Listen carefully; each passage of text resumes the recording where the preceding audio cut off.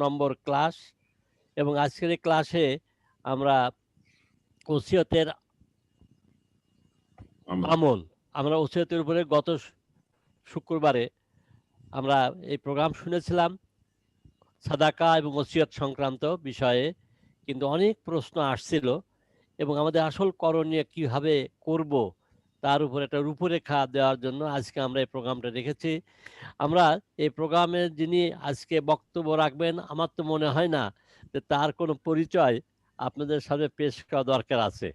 আলহামদুলিল্লাহ, আমাদের ক্লাসের সঙ্গে এই 100টা ক্লাস, আজকে ক্লাসের নাম্বার 100টা, 100 নম্বর ক্লাসের 100টা ক্লাসেই কিন্তু আমাদের তিনি পরিচালনা করছেন। তিনি আমাদের প্রিয় এয়ার কমোডার মাহবুবে জিলানী। আমার মনে হয় বেশি পরিচয় দরকার নাই, তবুও একটু সামান্য পরিচয় দরকার করে।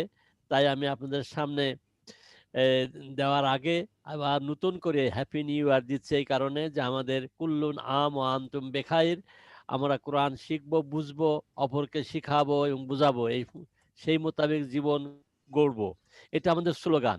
সুতরাং সেই মোতাবেক জীবন গড়তে হলে আমাদের ওসিয়ত সম্বন্ধে কি করা উচিত, এটা হয়তো আমরা অনেকে কম বেশি জানলেও কিন্তু রূপরেখা আমাদের সামনে নাই, কি করণীয় আমরা এটা ইনশাল্লাহ জেনে সেই মোতাবেক জীবন গড়ার একটা অংশে আমরা চলে যাব ইনশাআল্লাহ। আমাদের সামনে যে প্রোগ্রামগুলো আসবে, একটু আলী ইমরানের আগামী সানডেতে আমরা আলী ইমরান থাকলেও আমরা নেক্সট ক্লাসে ইনশাল্লাহ সূরা আল নেসা শুরু হবে, এটা আপনাদের ঘোষণা দিয়ে দিলাম। ইনশাল্লাহ নেক্সট ক্লাসে এটা হবে বৃহস্পতিবারে। বুধবারে আমাদের যে ক্লাস হবে সেটা হচ্ছে 26 থেকে 40, আপনারা পড়ে আসবেন সূরা আল কাহাফ, এটা দেখিয়ে নিয়ে। আর আমাদের যে প্রোগ্রামগুলো চলে সেটা সম্বন্ধে আপনাদেরকে দেখানোর পরে আবার আমরা ফিরে যাচ্ছি এই আমাদের এয়ার কমোডার জিলানী সাহেবের এই পরিচিতি একটুখানি সামান্য জানাবার জন্য।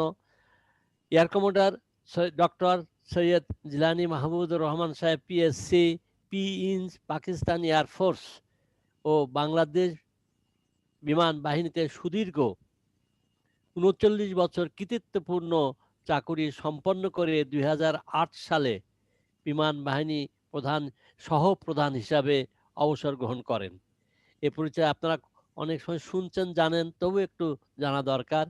চাকুরিতে যোগদানের পূর্বে চট্টগ্রাম কলেজিয়েট স্কুল থেকে ১৯৬৭ সালে এসএসসি পরীক্ষায় শিক্ষা বোর্ডে প্রথম স্থান এবং এসএসসি পরীক্ষাতে স্ট্যান্ড করা তালিকায় স্থান পেয়ে তখনকার ইউইটি ইঞ্জিনিয়ারিং বিশ্ববিদ্যালয়ে, অর্থাৎ ইপিইউটি, এখন যে বুয়েট বলেন, তখন ছিল ইস্ট পাকিস্তান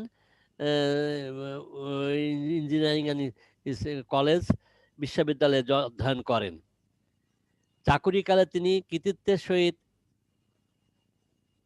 স্বরূপ হিসাবে বিভিন্ন পদক ও খেতাব অর্জন করেন। বিমান বাহিনীর বিভিন্ন প্রতিষ্ঠানে তিনি শিক্ষক ও সহসামরিক বাহিনী স্টাফ কলেজে ও MITS এর সিনিয়র ডাইরেক্টিং স্টাফ হিসেবে শিক্ষকতা করেন। অতএব তিনি প্রফেসর, তিনি ডক্টরেট, তিনি ইঞ্জিনিয়ার, তিনি অধ্যাপনাতেও যথেষ্ট কিছু করেছেন। অবসর পরে একাধিক বিশ্ববিদ্যালয়ে অধ্যাপনা ও পরবর্তীতে কোরআন মাজিদের ক্লাসেও গবেষণা এবং নিজেকে নিয়োজিত করে চলেছেন এবং তার গবেষণামূলক কোরআন, বিজ্ঞান, মহাকাশ, সঠিক ও অনেক কিছু কথা তিনি আমাদেরকে জানিয়েছেন এবং আমাদের মহাকাশ সংক্রান্ত বহু প্রোগ্রাম তিনি পরিচালনা করছেন। এবং সবচাইতে বড় পরিচয় আরেকটা আপনাদের সামনে তুলে ধরছি, সেটা হচ্ছে যে আমাদের স্বচ্ছ অনুবাদে যতগুলো বিজ্ঞান ভিত্তিক আমরা তথ্য দিতে পেরেছি, তার বেশিরভাগই আমাদের এয়ার কমোডার জিলানী সাহেব তিনি আমাদের প্রণয়ন করে দিয়েছেন। যদিও ডক্টর এম শমশের আলী সাহেব এবং প্রফেসর আজহার সাহেব সহায়তা করছেন, কিন্তু মূল কাজটা কিন্তু আমাদের এই এয়ার কমোডার সাহেবকে করতে হয়েছে। এছাড়া সবচাইতে বেশি উনি ন্যাশনালি যে পরিচিত হয়েছেন সেটা হচ্ছে যে চান্দ্র মাসের সঠিক তারিখ নির্ণয়ের উপরে। আপনারা জানেন যে আমরা এই কাজটা বহু আগের থেকে করে আসলেও বিশেষ করে আমাদের যে প্রেস ক্লাবে বারবার যে প্লেসমেন্ট করা, মানুষের সামনে সাংবাদিকদের সামনে বারবার প্লেসমেন্ট করার ব্যাপারে আগে ততটা ফোর্স ছিল না, যেটা ইনি আমাদের সঙ্গে যোগদান করার পরে তিনি এই কাজটা করেছেন। এই জিনিসটা আপনারা সবাই জানেন। এবং সবচাইতে বড় খুশির বিষয় যে আমরা যে সারা দুনিয়া যখন সঠিকভাবে রোজা রাখে, সঠিক দিনে ঈদ করে, শুধু পাকিস্তান, বাংলাদেশ আর ইন্ডিয়ার কিছু অংশ এর থেকে দূরে ছিল।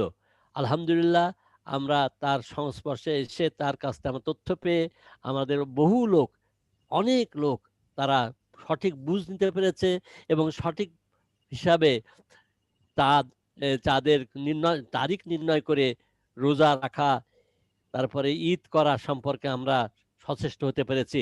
আল্লাহ আমাদেরকে তৌফিক দান করুন, ওনাকে দীর্ঘাজীবী দান করুন, করে আমাদের এই কাজকে আরো যেন আগিয়ে নিতে পারেন সেই দোয়া করি।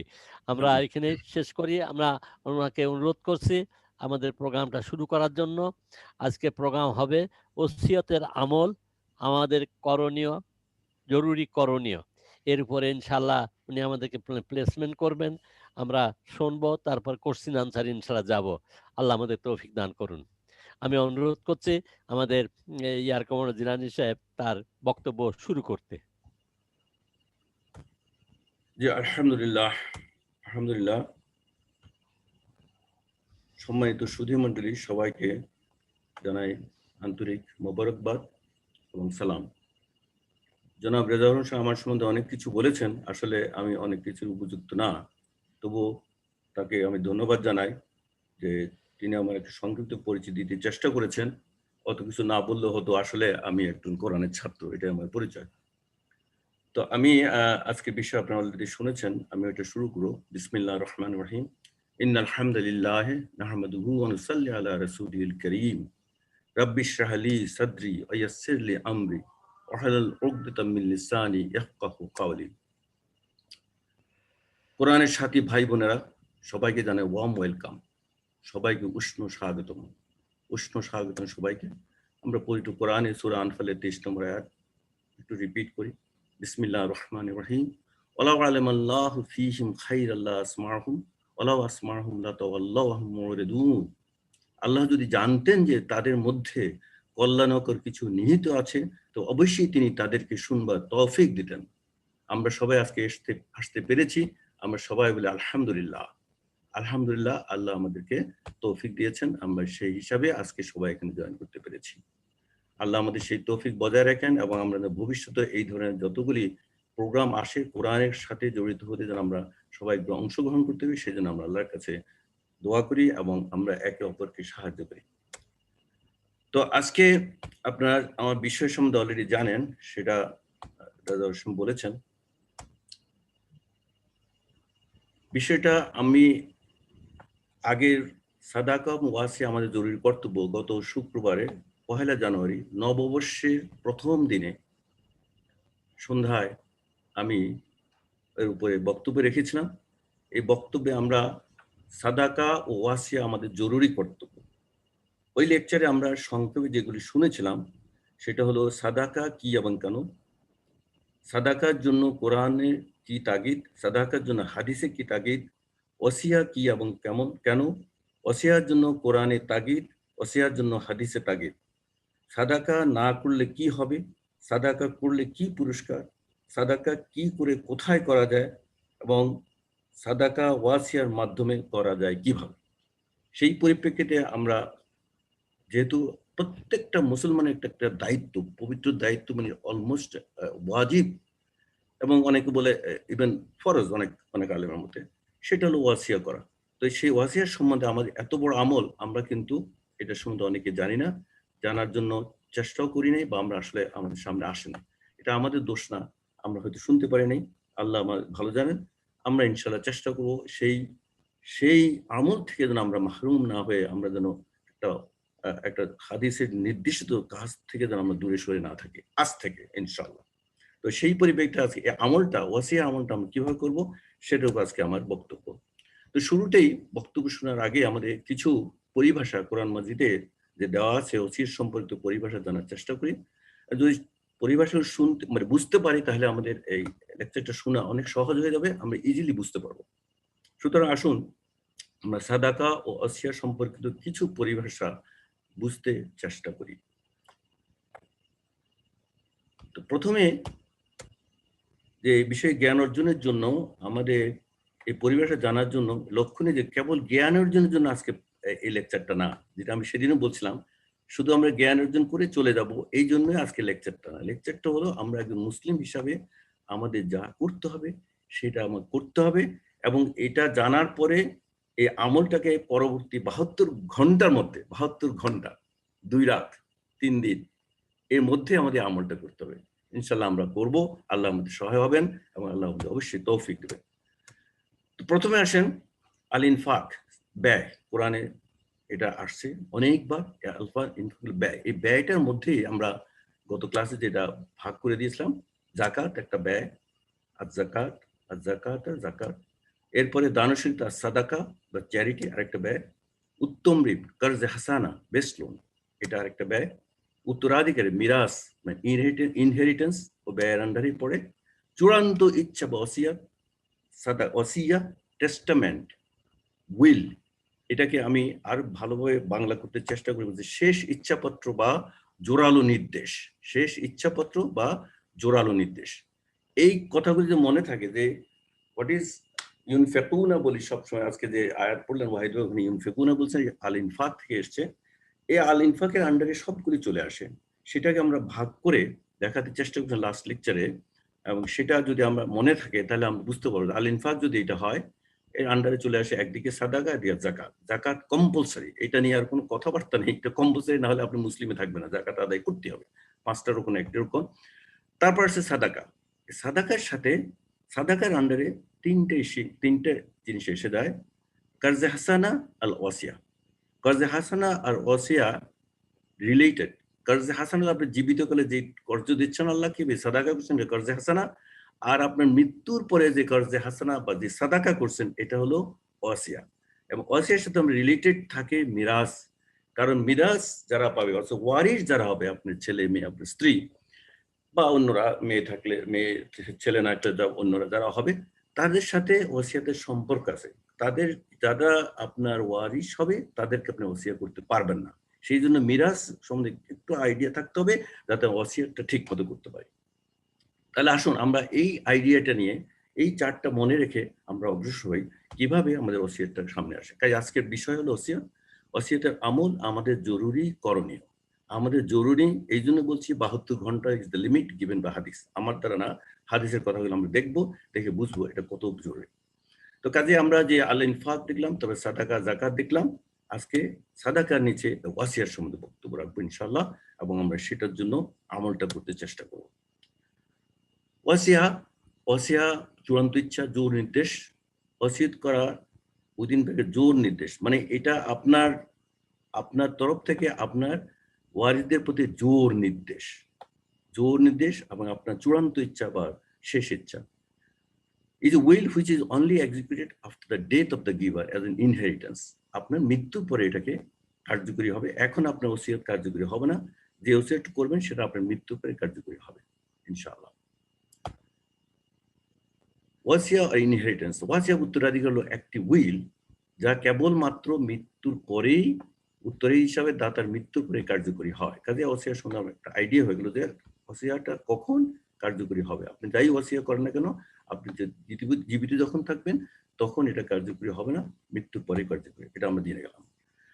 তো কাজে চূড়ান্ত ইচ্ছা, এটা কোরআন, পবিত্র কোরআন মজিদে জোর নির্দেশ বা শেষ ইচ্ছা কোরআন মজিদে কতবার আসছে আমরা দেখি।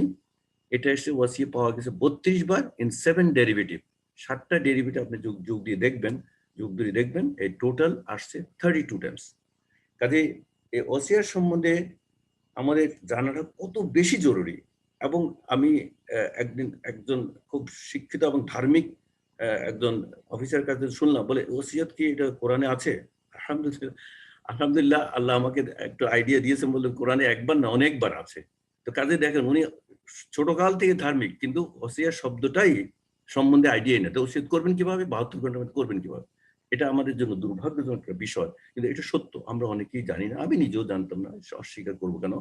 অনেক এত যে আইডিয়া, এত যে হাদিস আছে, এত স্ট্রং হাদিস, এটা আমি নিজেও জানতাম না। আলহামদুলিল্লাহ, আল্লাহ আমাদের সবাইকে জ্ঞান দিন যাতে আমরা ঠিক মতো ওসিয়ত পালন করতে পারি। এই ওসিয়া, এটা উইলকে ভবিষ্যৎ দান বলা যেতে পারে, যা দাতার মৃত্যুর পর কার্যকরী হয়। ইসলামী আইন ও পরিভাষা উইলকে ওসিয়ত বলা হয়। উইলকে ওসিয়ত বলা হয়, যদি উইলের আরো কিছু প্রাসঙ্গিক বিষয় আছে, বাট আমরা সংক্ষেপে বা সোজা ভাষায় উইলকে আমরা ওসিয়ত বলতে পারি, এবং সেই অনুযায়ী আমরা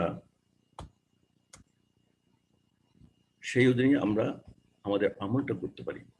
জীবনে ঘটে যাওয়া ত্রুটি বিচ্যুতির প্রতিকার করার শেষ সুযোগ এই ওসিয়তের বিধান, এবং সেই সঙ্গে এটা উত্তম কাজ করে বিদায় নেওয়ার একটা সুন্দর ব্যবস্থা বটে। আমরা তো জীবনে কত কিছু ভুলে করি, এবং ভুল করার পরে সেই ভুলটা সংশোধনে একটা সুন্দর একটা সুযোগ আল্লাহ পাক আমাদের দিয়েছে, আলহামদুলিল্লাহ। ওসিয়ত শুধু সম্পত্তি বিলি ব্যবস্থার ক্ষেত্রে নির্দিষ্ট নয়। ওসিয়ত হতে পারে মৃত্যুর পর ঋণ পরিশোধ, দাফন কাফন, জানাজা নামাজ পড়ানো, সম্পত্তির বাটোয়ারা, বিয়ে শাদী, ছোটদের পড়াশোনা, মসজিদ মাদ্রাসা নির্মাণ, জনকল্যাণমূলক যে কোনো কাজের বিষয়। কাজে ওসিয়ত একটা ব্যাপক একটা বিষয়। সেগুলো আমরা, এগুলি সব আমাদের মৃত্যুর আগে আমরা সেই জোর ইচ্ছা প্রকাশ করে যাব, বা সেটাকে বাস্তবায়নের জন্য আমরা ওসিয়ত করে যাব, যেটা উইল আকারে লিখিত থাকবে।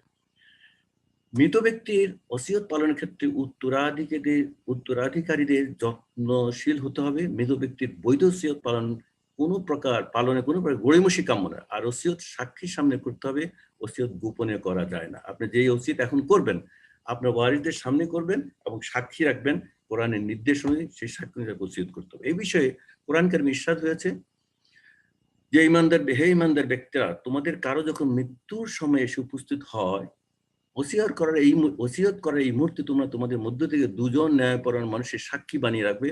আর তোমরা যদি প্রবাসে থাকো এই সময়, এবং এই সময় যদি তোমাদের উপর মৃত্যু এসে যায়, তাহলে ওইখান থেকে দুইজন লোককে সাক্ষী রাখবে। আগে প্রথমে বলছিল ন্যায়পরায়ণ মানুষকে, পরে বলছে ওখান থেকে বাইরের লোকদের মধ্যে দুইজন সাক্ষী রাখবে, সূরা মায়েদা 106 নম্বর আয়াতে আছে। তো এটা হলো ওসিয়ত করার একটা নির্দেশ। তো আসুন আমরা দেখি আমল ও ওসিয়ত। যে প্রশ্নগুলি আগের আলোচনার পরে এসে গিয়েছিল আমাদের কাছে, এইটা আমলটা করার জন্য, সেই প্রশ্নগুলো আমি একটু সংক্ষেপে বলতে চেষ্টা করছি। সেটা হলো, is it a must to do ওয়াসিয়া? দেন প্রশ্ন আছে, আমল অফ ওয়াসিয়া to be done within 72 hours starting from which time? Why 72 hours and starting from which time? If I spend 1/3 of my wealth in sadaqah, is there any requirement of wasiya? For the betterment of warish, if I give my wealth to my sons and daughters by heba, is it okay? How to do wasiya for my leftover land or house properties? What are the purpose of for which I can do wasiya implement after my death? এটাকে বাংলায় আমি দিয়েছি, ওসিয়তের আমলটা কিভাবে। প্রশ্নগুলি আসছে এরকম, ওসিয়া করা কি আবশ্যক? ওয়াসিয়ার আমল কেন 72 ঘন্টার মধ্যে করতে হবে, এবং কোন সময় থেকে শুরু করে 72 ঘন্টার মধ্যে করতে হবে? যদি আমি আমার সম্পদের 1/3 অলরেডি সাদাকা সে দিয়ে দিই বা সাদাকা করি, তবে ওয়াসিয়ার কি আর কোনো দরকার আছে? ওয়ারিসদের শান্তির জন্য আমি যদি আমার সম্পদ আমার মৃত্যু আগেই পুত্র কন্যাকে হেবা করে দিই, তবে কি ঠিক আছে? এগুলো এসে যাবে সাধারণ প্রশ্ন। আমি কিভাবে আমার মৃত্যুর পরে থাকা সম্পদে ওয়াসিয়া করব, কিভাবে করব, কি কি কাজ অবধি উদ্দেশ্যে কোন কোন প্রতিষ্ঠানের দ্বারা ওয়াসিয়া কার্যকর করা যেতে পারে? এই প্রশ্নগুলি আমরা আজকে ইনশাআল্লাহ আলোচনার মধ্যে উত্তর দিতে চেষ্টা করব। উত্তরগুলো এসে যাবে, যদি উত্তর নাও আসে আমরা এরপরে প্রশ্ন উত্তর সেশনে ইনশাআল্লাহ আমরা আলোচনা করব। আসুন আমরা ওসিয়ত সম্বন্ধে একটু জানি। সেটা কি? Death will come to each and every one of us. আমাদের প্রত্যেকের মৃত্যু আসবে। However, there are things we can do to make our passing easier for those we leave behind. যাদেরকে আমরা রেখে দেবো, তারা আমাদের জন্য কিছু করার জন্য আমরা সহজভাবে একটা পন্থা বের করে ওইভাবে আমল করব। One of those things is to make sure we live an Islamically sound will. A sound will হলো ওয়াসিয়ত। Islam has placed great emphasis on both the laws of inheritance and making a will. অর্থাৎ মিরাত বা ওয়ারিশের সম্পত্তি এবং will এই দুইটার উপরেই importance দিয়েছে। Thus there is compelling evidence that every sane adult Muslim should have a will. এতে বোঝা যাচ্ছে প্রত্যেকটা মুসলিমকে আপনার এটা অবশ্যই একটা ওসিয়ত থাকতে হবে। তো সেটাকে আমি সংক্ষেপে যদি বাংলায় বলি সেটা হলো Islam has placed great emphasis on both the laws of inheritance.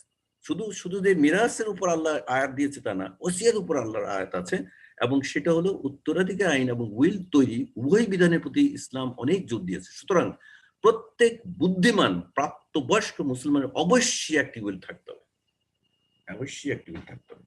Will থাকা ছাড়া আপনি মুসলমান না, যদি হাদিসের ভাষা স্ট্রিক্টলি নেন। কাজে আপনার উইল থাকতে হবে। Islamic law allows a person to bequeath up to 1/3, অর্থাৎ ইসলামী আইন আপনাকে 1/3 পর্যন্ত, 3/1 পর্যন্ত অন্যকে আপনি দিয়ে দিতে পারেন, টু স্পেন্ড বিকুইথ করতে পারবেন of his or her estate to whomever or he or she wishes, যাকে ইচ্ছে তাকে দিয়ে যেতে পারেন আপনার ভালোর জন্য। অবশ্যই দিনই খাতে দিবেন, যাতে এটাই আপনার সাদকা জারি হিসেবে আপনার আখিরাতে চলে যায়, এবং ওটার জন্য আপনি যে কি যে আফসোস করবেন কোরআন আয়াতটা দেখলে আপনি বুঝতে পারবেন। এবং আমার কুয়েতি এক বিজ্ঞ ব্যক্তির আলেমের মন্তব্যটা আপনার দেখাবো। Those who are entitled to the final 2/3 of the state, then 1/3 আপনি ওসিয়া করলেন বা দিলেন অন্যদেরকে, বাকি 2/3 পাবে আপনার ওয়ারিশরা। যদি 1/3 দেন, কমও দিতে পারেন, বাকিটা পাবেন ওয়ারিশরা। সূরা 4 অফ কোরআন 11, 4 নম্বর সূরা নেসার 11 নম্বর আয়াতে আল্লাহ পাক আমাদেরকে স্পষ্ট হয়ে বলে দিয়েছেন যে ইসলামিক আইন কোনো ব্যক্তিকে তার সম্পদের 1/3 পর্যন্ত যাকে ইচ্ছা তাকে দান করে অনুমতি দেয়, তবে সুবিধাভোগীরা বাকি 2/3 থেকে উপকৃত হবে এমন ব্যক্তির মধ্যে হতে পারবে না। অর্থাৎ বাকি 2/3 যেটা আমি রেখে দেবো 1/3 করে, বাকি 2/3 যারা এই 2/3 পাবে তারা ওই ওসিয়ত অংশটা পাবে না। এটা স্পষ্ট হাদিসে আমরা দেখবো ইনশাআল্লাহ। কাজে আমরা জানলাম যে ওসিয়ত করতে হলে ম্যাক্সিমাম ওসিয়ত করতে পারি আমার নিজের জন্য 1/3, তার বেশি না, 1/3 কমও করতে পারি, বাট ম্যাক্সিমাম লিমিট 1/3। ওখানে হাদিস আছে যে 1/3 বেশি, তার মানে একটু কম করলে ভালো। এবং সে বাকি 2/3 হলো আমরা ওয়ারিশরা, সে ওয়ারিশ সম্বন্ধে আমি কোনো ওসিয়ত করতে পারবো না। কাজে আমরা স্পষ্ট এখন একটা জ্ঞান হয়ে গেল যে আমরা ওসিয়ত করবো ম্যাক্সিমাম 1/3, বাকি 2/3 আমি কিছুই বলতে পারবো না। আমার কোন ছেলে কি পাবে, কোন মেয়ে কি পাবে, এগুলো আমার বলার কোনো অধিকার নাই। এক ব্যক্তি রাসূলুল্লাহ সাল্লাল্লাহু আলাইহি সাল্লামকে জিজ্ঞেস করলো কোন সাদাকায় সর্বাধিক সওয়াব পাওয়া যায়। তিনি বললেন যে সাদাকা সুস্থ অবস্থা এবং ভবিষ্যতের দিকে লক্ষ্য করে অর্থ ব্যয় করে ফেললে নিজেই দরিদ্র হয়ে যাওয়ার আশঙ্কা থেকে সে অবস্থায় করা হয়। তিনি আর বললেন আল্লাহর পথে ব্যয় করাকে সেই সময় পর্যন্ত বিলম্বিত করো না যখন আত্মা তোমার কণ্ঠনালীতে এসে যায়, আল্লাহু আকবার, এবং তুমি মরতে থাকো আর বলো এই পরিমাণ অর্থ অমুককে দেবা, ওই পরিমাণ সম্পদ ওকে দেবা, তখন এত পর্যন্ত ওয়েট করতে পারবে না। Don't wait till that time. রাসূল সাল্লাল্লাহু বলে দিয়েছেন যে এই পরিমাণ অর্থ অমুক কাজে দাও, ওই অমুক কাজে যাবো। হাদিসের কথা, মুসলিম সহিহ মুসলিমের কথা। কাজেই আমরা এই যে ওসিয়তের কথা, যে সাদাকার কথা আমি কখন বলবো? এখনই। কারণ আমার যে এই মৃত্যু কণ্ঠনীতে এসে কখন আমি কি জানি না, আল্লাহ পাক জানেন। কারণ আমরা কেন ওয়েট করি? এই জন্য অন্যান্য হাদিসে বারবার আসছে ডোন্ট অ্যালাউ ইভেন 2 নাইটস, 2 রাত্র যাইতে দেবেন না। তো আসলে আমরা দেখি হাদিসগুলো, দেখলে আমরা বুঝতে পারবো। কাজে এটা হলো সূরা আল মুনাফিকুনের আয়াতের এগেইনস্টে এই হাদিসটা এসেছে। কাজেই বুক 30 নাম্বার 3990 মুসলিম সহিহ মুসলিমের হাদিসে আসছে যে Muslim who has got something to bequeath, কিছু দেওয়ার মধ্যে যা আছে, আমাদের সবাই থাকতে হবে, আছে ইনশাআল্লাহ। Muslim who has got something to bequeath to spend even 3 nights, এখানে 3 নাইটসের কথা মুসলিম সহিহ মুসলিমে কিন্তু 3 নাইটসের কথা আসছে, আর সহিহ বুখারীতে আসছে 2 নাইটস। ঘুরে ফিরে এক কথাই 24 into 3, 72 hours. 3 nights without having his will written down with him regarding it. Abdullah ibn Umar, Allah be pleased upon him, said, even since I heard Allah's messenger, may peace be upon him, say this, I have not spent a night without having my will written. যখন এই হাদিসটা শুনতে সাথে রাতে এক রাতও যাইতেন না, কিসের 3 রাত, সাথে রাতে এক রাতও যাইতেন না, উনি এটা আমল করে ফেলছেন। সুবহানাল্লাহ। আমরা যদি সাহাবাদের মতো আমল নাও করতে পারি, 3টা রাত তো আমাদের কাছে। কাজে এই সেই আয়াত, সেই হাদিসটা আব্দুল্লাহ ইবনে উমর রাদিয়াল্লাহু তাআলা বলেছেন, তিনি রাসূলুল্লাহ সাল্লাল্লাহু আলাইহি ওয়াসাল্লামকে বলতে শুনেছেন যে কোন মুসলমান দান করার উপযুক্ত ধন সম্পদ লিপিবদ্ধ না করে তার পক্ষে 3 রাত অতিবাহিত করা কিছুতেই যাবে না। কাজেই সাহাবারা 1 রাতের মধ্যে করে ফেলছে। আমরা যদি এট লিস্ট 3 রাতের মধ্যে করতে পারি আলহামদুলিল্লাহ, যেহেতু 3 রাত পর্যন্ত আমাদের পারমিশন আছে। ইনশাআল্লাহ আমরা চেষ্টা করব।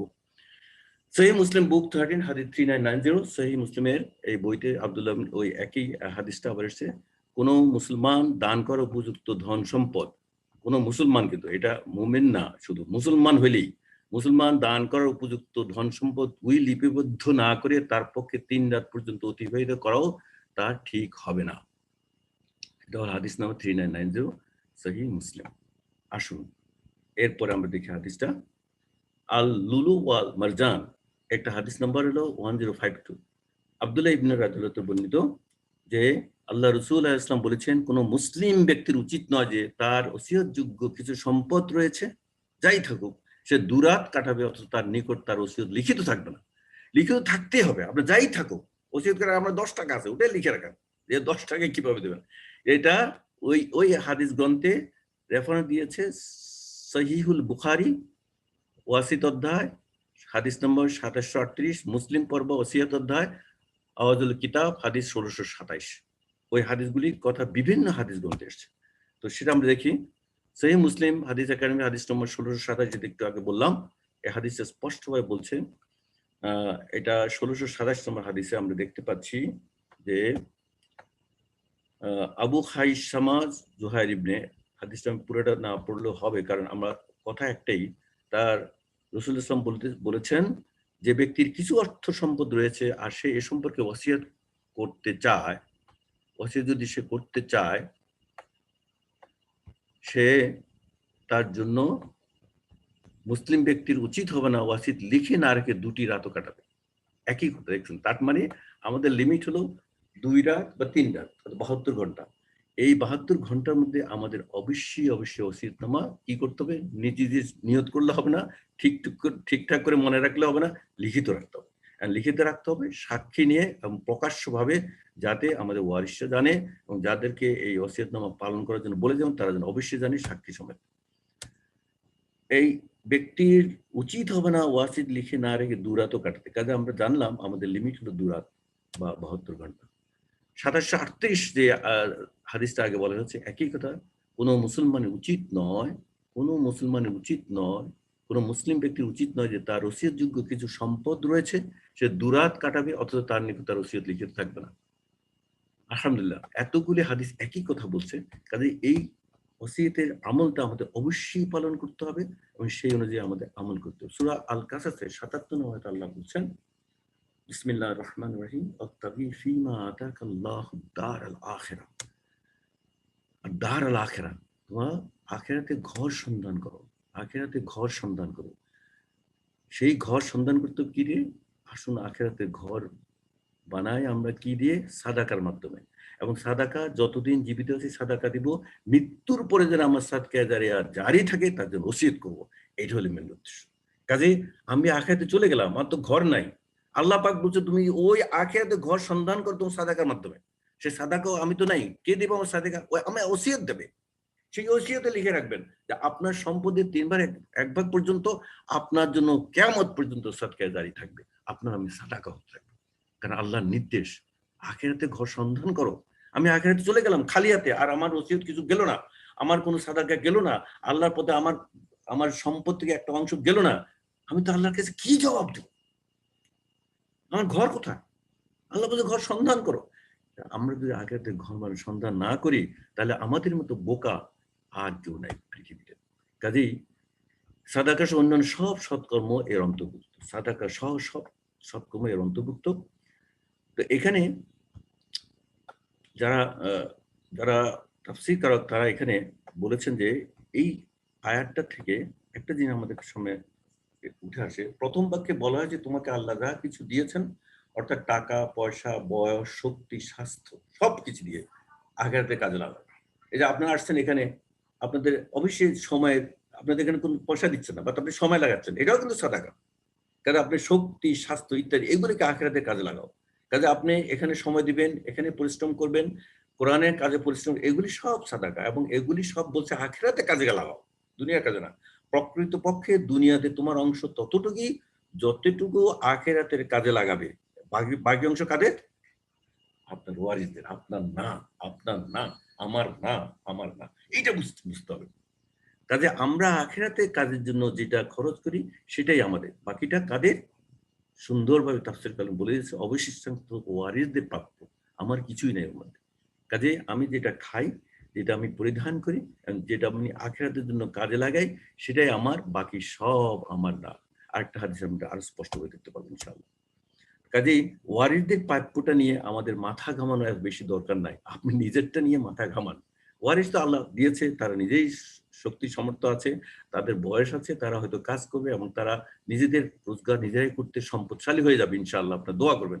বাট আপনারটা আপনি অবশ্যই চিন্তা করতে হবে, আখিরাতের জন্য এটা অবশ্যই আপনাকে সাথে নিতে হবে। দুনিয়া তো দিবেন, সাথে সাথে আখিরাতের জন্য আপনি নিয়ে যেতে হবে ইনশাআল্লাহ। আমরা করবো ইনশাআল্লাহ, বরং যতটুকু প্রয়োজন নিজের জন্য রাখো। এরপরে আসছে সূরা আন-নিসার 12 নম্বর আয়াত, আমরা এখানে এসেছি। এই আয়াতটার মেইন উদ্দেশ্য হলো যে মিরাসের আয়াত যখন এসছে, মিরাসের আয়াত সাথে আমাদের ওয়াসিয়তের যে সম্পর্ক আছে সেটা দেখানোর জন্য আয়াতটা এখানে এসছে। প্রথমে বলছে যে তোমাদের জন্য তাহাদের পরিত্যক্ত সম্পদের 1/4 তাহাদের ওসিয়ত পালন ঋণ পরিশোধের পর। অর্থাৎ দেখেন, মিরাসের আয়াতে আল্লাহ পাক 3টা আয়াতে, প্রত্যেকটা আয়াতে বলছে এই মিরাসের অংশ পাবে, সন্তানরা পাবে, স্ত্রী পাবে, সন্তান না খেলে কে পাবে, সবকিছু আইন দিয়েছে। এটা বিরাট একটা চ্যাপ্টার, ওটা নিয়ে আমরা আলাদা লেকচার ইনশাআল্লাহ ব্যবস্থা করব। আল্লাহ যদি তৌফিক দেয় আমরা চেষ্টা করব এই মিরাস কে কতটুকু পাবে জানা দরকার। আমি পাবো আমার পিতার মৃত্যুর, আমি কতটুকু পাবো, আমার বোন কতটুকু, আমার মা কতটুকু পাবে, সবকিছু জানা দরকার। আবার আমার মৃত্যুর পর আমার সন্তানরা, আমার স্ত্রী যারা আছে আর অন্যান্য কে কতটুকু, সব জানা দরকার। এটা আমরা আলাদা লেকচার দেবো, এটা নিয়ে আমরা কাজ করবো ইনশাআল্লাহ। ওটা বিরাট একটা চ্যাপ্টার। তো আজকে ওটা না, আজকে ওটা কি হলো যে এই মিরাসের সম্পদ আমরা কখন বন্টন করব। প্রথমেই আল্লাহ পাক বলেছেন ওসিয়ত পালন এবং ঋণ পরিশোধ। আসলে ঋণ পরিশোধ আগে করতে হয়, ওই মৃত্যুর আগে, জানাজার আগেই ঋণ পরিশোধ করে দিতে হয় না। অনেকটা হাদিস আছে যে ঋণ পরিশোধের আগে জানাজাও পড়া যায় না। কিন্তু আল্লাহ পাক দেখেন এই আয়াতে প্রথমে বলছে কি ওসিয়ত পালন আগে বলেছেন, ঋণ পরিশোধ পরে বলছেন। এই আয়াতে পরের অংশ আবার বলছেন 1/8 যা ওসিয়ত করবে তাহা পালন ও ঋণ পরিশোধ পর। আবার দেন এই আয়াতে আরেকটা অংশ ওসিয়ত পালন ঋণ পরিশোধ পর।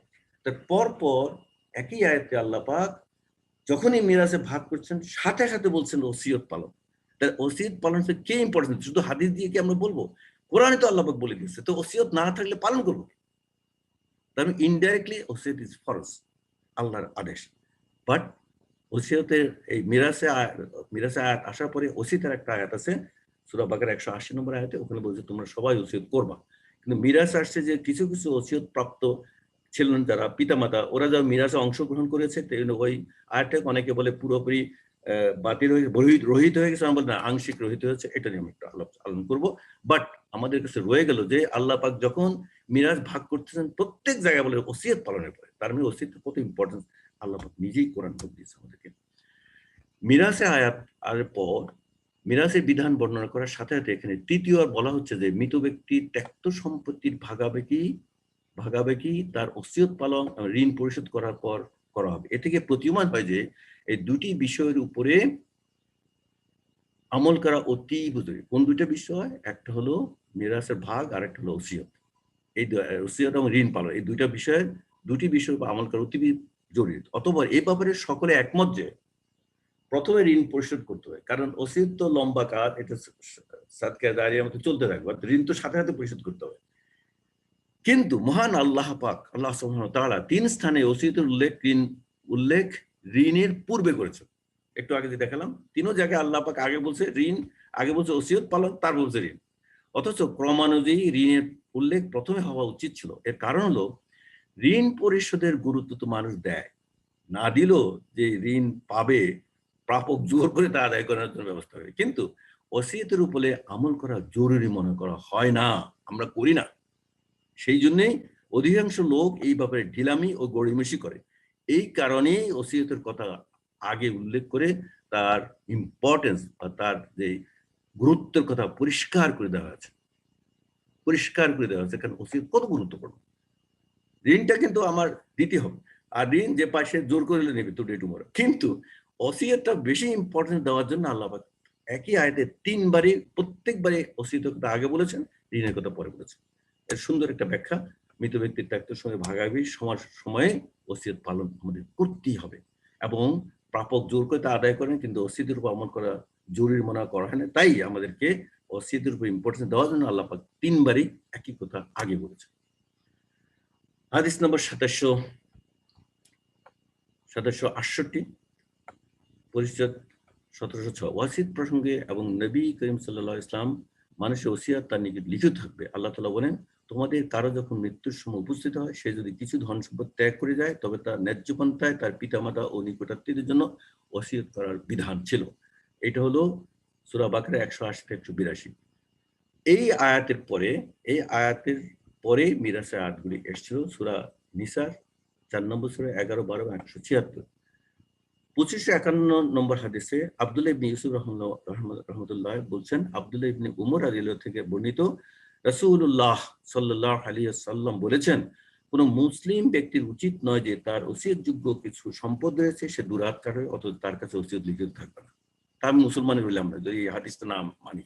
মুহাম্মদ ইবনে মুসলিম রহমাল্লাহু এই বর্ণনায় মালিক রহমাল্লাহ আলাইহি অনুসরণ করেছেন। এই সনদে আমর রহমাল্লাহু ইবনে উমর রাদিয়াল্লাহু তাআলা এর মাধ্যমে নবী সাল্লাল্লাহু আলাইহি ওয়াসাল্লাম থেকে বর্ণনা করেছেন। কাজে এই হাদিস এত সহিহ, এত শুদ্ধ, এর মধ্যে আর কোনো আমাদের কিছুই সন্দেহ আসা উচিত না বা গাফিলতি করা উচিত না। এই হাদিসের মধ্যে অবশ্যই পালন করতে হবে। কাজেই ওসিয়ত যুগে কিছু সম্পদ থাকলে দুরাত কাটাবে, ওসিয়ত লেখা থাকবে না, তাহলে আপনি মুসলিম হিসেবে দাবি করাটা খুব কঠিন। এই হাদিস যদি মানেন, অবশ্যই আমাদের হাদিস মানতে হবে, নাহলে মুসলিমই রইলাম না। কাজে আমাদের এটা দুরাত কাটাবো না ইনশাল্লাহ, আজকের থেকে দুরাত কাটাবো না, কালকে 72 ঘন্টা আমরা করবো ইনশাল্লাহ। আর যদি সম্পত্তি বন্টনকালে উত্তরাধিকারী নয় এমন আত্মীয় ইয়াতিম মিসকিন বুঝতে হয়, তবে তাদের কিছু দিবে। যদি আপনি ওসিয়ত না করেন, এদের দিবেন কোত্থেকে? আল্লাহ নির্দেশ, এদেরকে দিতে হবে। এরা ওই 1/3 ওসিয়তের মধ্যে পাবে। এরা যেহেতু ওয়ারিশ না, মিরাসে আয়াতে যে ভাগ ওই বন্টন থেকে পাবে না। কাজে আপনাকে ওসিয়ত করা এই যে ফরজ, এখানে ফরজের কথা বলছে, কিছু দেবো কোত্থেকে? আমি ওসিয়ত করে দেবো। কাজে আমাদের ওসিয়ত অবশ্যই করতে হবে। এবং সূরা নিসার 8 নম্বর আয়াতে যেটা বলছে, ওটা দেখে তুমি দেবা কিসের মাধ্যমে দেবা? ওসিয়তের মাধ্যমে। কাজে ওসিয়ত করা আপনার কত জরুরি এবার বুঝতে পারছেন। আসুন আমরা দেখি ওয়ারিশের জন্য ওসিয়ত না। একটু আগে আমি বললাম, ওই যে 1/3 দিবেন ওসিয়ত, বাকি 2/3 আপনি ধরতে পারবেন না। ধরতে পারবেন না কেন? যেটা ওসিয়তের জন্য 1/3 আপনি দিবেন, ওসিয়তের মাধ্যমে সাদকায়ে জারিয়া হিসেবে দিবেন, দান করবেন, বা যারা ওয়ারিশ তাদেরকে দিবেন। কিন্তু ওয়ারিশকে কেন দিতে পারবেন না? এই হাদিসটা, লা ওয়াসিয়াতা লিওয়ারিস, ওয়ারিশের জন্য ওসিয়ত নাই। বুখারীর হাদিস 1711 নম্বর, 2560 নম্বর হাদিস। মুহাম্মদ ইবনে ইউসুফ রহমাল্লাহু ইবনে আব্বাস রাদিয়াল্লাহু থেকে বর্ণিত, তিনি বলেন, সেকালে উত্তরাধিকারী হিসেবে সম্পদগত সন্তানের পিতামাতার জন্য ছিল ওসিয়ত সেকালে। এরপর আল্লাহ তাআলা তার পছন্দ মোতাবেক এই বিধান রহিত করে ছেলের অংশ মেয়ের দ্বিগুণ, পিতামাতা প্রত্যেকের জন্য 1/6, স্ত্রীর জন্য যদি থাকে 1/8, না থাকলে 1/4, স্বামীর জন্য সন্তান না থাকলে অর্ধেক, থাকলে 1/4 নির্ধারণ করেছেন। কাজে এটা হলো আপনার ওয়ারিশের মিরাসের আয়াতের পরিপ্রেক্ষিতে এই হিসাবটা আল্লাহ দেখিয়েছেন। সন্তান মাতার জন্য ওসিয়ত ছিল। তারপরে কি হলো? নবী করিম সাল্লাল্লাহু আলাইহি ওয়াসাল্লামের বাণী মানুষের ওসিয়ত লিখিত থাকবে, তার স্পষ্ট বাণী। এই হাদিস থেকে আমরা জানি সূরা বাকারার 180 থেকে 182 আয়াত অনুযায়ী রাসূলুল্লাহ সাল্লাল্লাহু আলাইহি ওয়াসাল্লামের যে নির্দেশ, সেটা হলো নবী সাল্লাল্লাহু আলাইহি ওয়াসাল্লামের বাণী মানুষের ওসিয়ত লিখিত থাকবে। আমাদের আর কোনো সন্দেহ থাকার প্রশ্নই নেই, আমাদের অবশ্যই লিখিত রাখতে হবে, অবশ্যই লিখে রাখবো, বলে গেলে হবে না। তো কাজেই আমরা এখানে দেখতে পাচ্ছি 180 নম্বরে আল্লাহ পাক কি বলেছেন সূরা বাকারা, যেটা এতক্ষণ আমরা বলতেছিলাম, রেফারেন্স দিচ্ছিলাম, সেটা হলো, তোমাদের মধ্যে কাহারো মৃত্যুকালে বুঝতে হলে সে যদি ধন সম্পত্তি রাখিয়া যায়, তবে ন্যায়ানুগ প্রথা মতো তাহার পিতামাতা ও আত্মীয় স্বজনের জন্য ওসিয়ত করিবার বিধান তোমাদের দেওয়া হলো। লক্ষ্য করেন কার জন্য দিয়েছে? যদি তোমাদের ধন সম্পত্তি রাখে, তোমার পিতামাতা ও আত্মীয় স্বজনের জন্য ওসিয়ত করিবার বিধান তোমাদের দেওয়া হলো, ইহা মুত্তাকিদের জন্য একটি কর্তব্য। কাজে আমাদের দায়িত্ব ছিল মিরাসে আয়াতে আগ পর্যন্ত এই ওসিয়তটা করা। এখানে মিরাসে আয়াত যখন আসলো, তাহলে প্রথম যে পিতামাতা এরা মিরাসে আয়াতে পড়ে গেছে, এনাদের জন্য ওসিয়ত করা প্রয়োজন নাই, কিন্তু তোমাদের দরিদ্র যে আত্মীয় স্বজন হবে তাদের জন্য ওসিয়ত করার নিয়ম রয়ে গেছে। রয়ে গেছে বলে আমরা ইভেন স্বচ্ছ অনুবাদে যে নোটটা দিয়েছি, আপনারা দেখেন যে স্বচ্ছ অনুবাদে আমরা ভালো করে জানি, মৃত্যুর পূর্বে সম্পত্তির কিছু অংশ বন্টনের নির্দেশ দানকে ওসিয়ত বলা হয়। পরবর্তীতে মিরাসে আয়াতসমূহ 4 সূরা 4 নম্বরে 11/176, সম্পত্তিতে যাহাদের অংশ নির্ধারিত করিয়া দেওয়া হইয়াছে তাহার জন্য ওসিয়ত আর প্রয়োজন নাই, কিন্তু যে সকল আত্মীয় স্বজনের জন্য অংশ নির্ধারিত করা হয়নি মিরাসে আয়াতগুলিতে, তাহাদের ক্ষেত্রে প্রয়োজনীয় ওসিয়তের নির্দেশ বলবৎ। যদি অধিক নির্দেশ বলবৎ থাকে তাহলে ফরজ হয়ে গেল।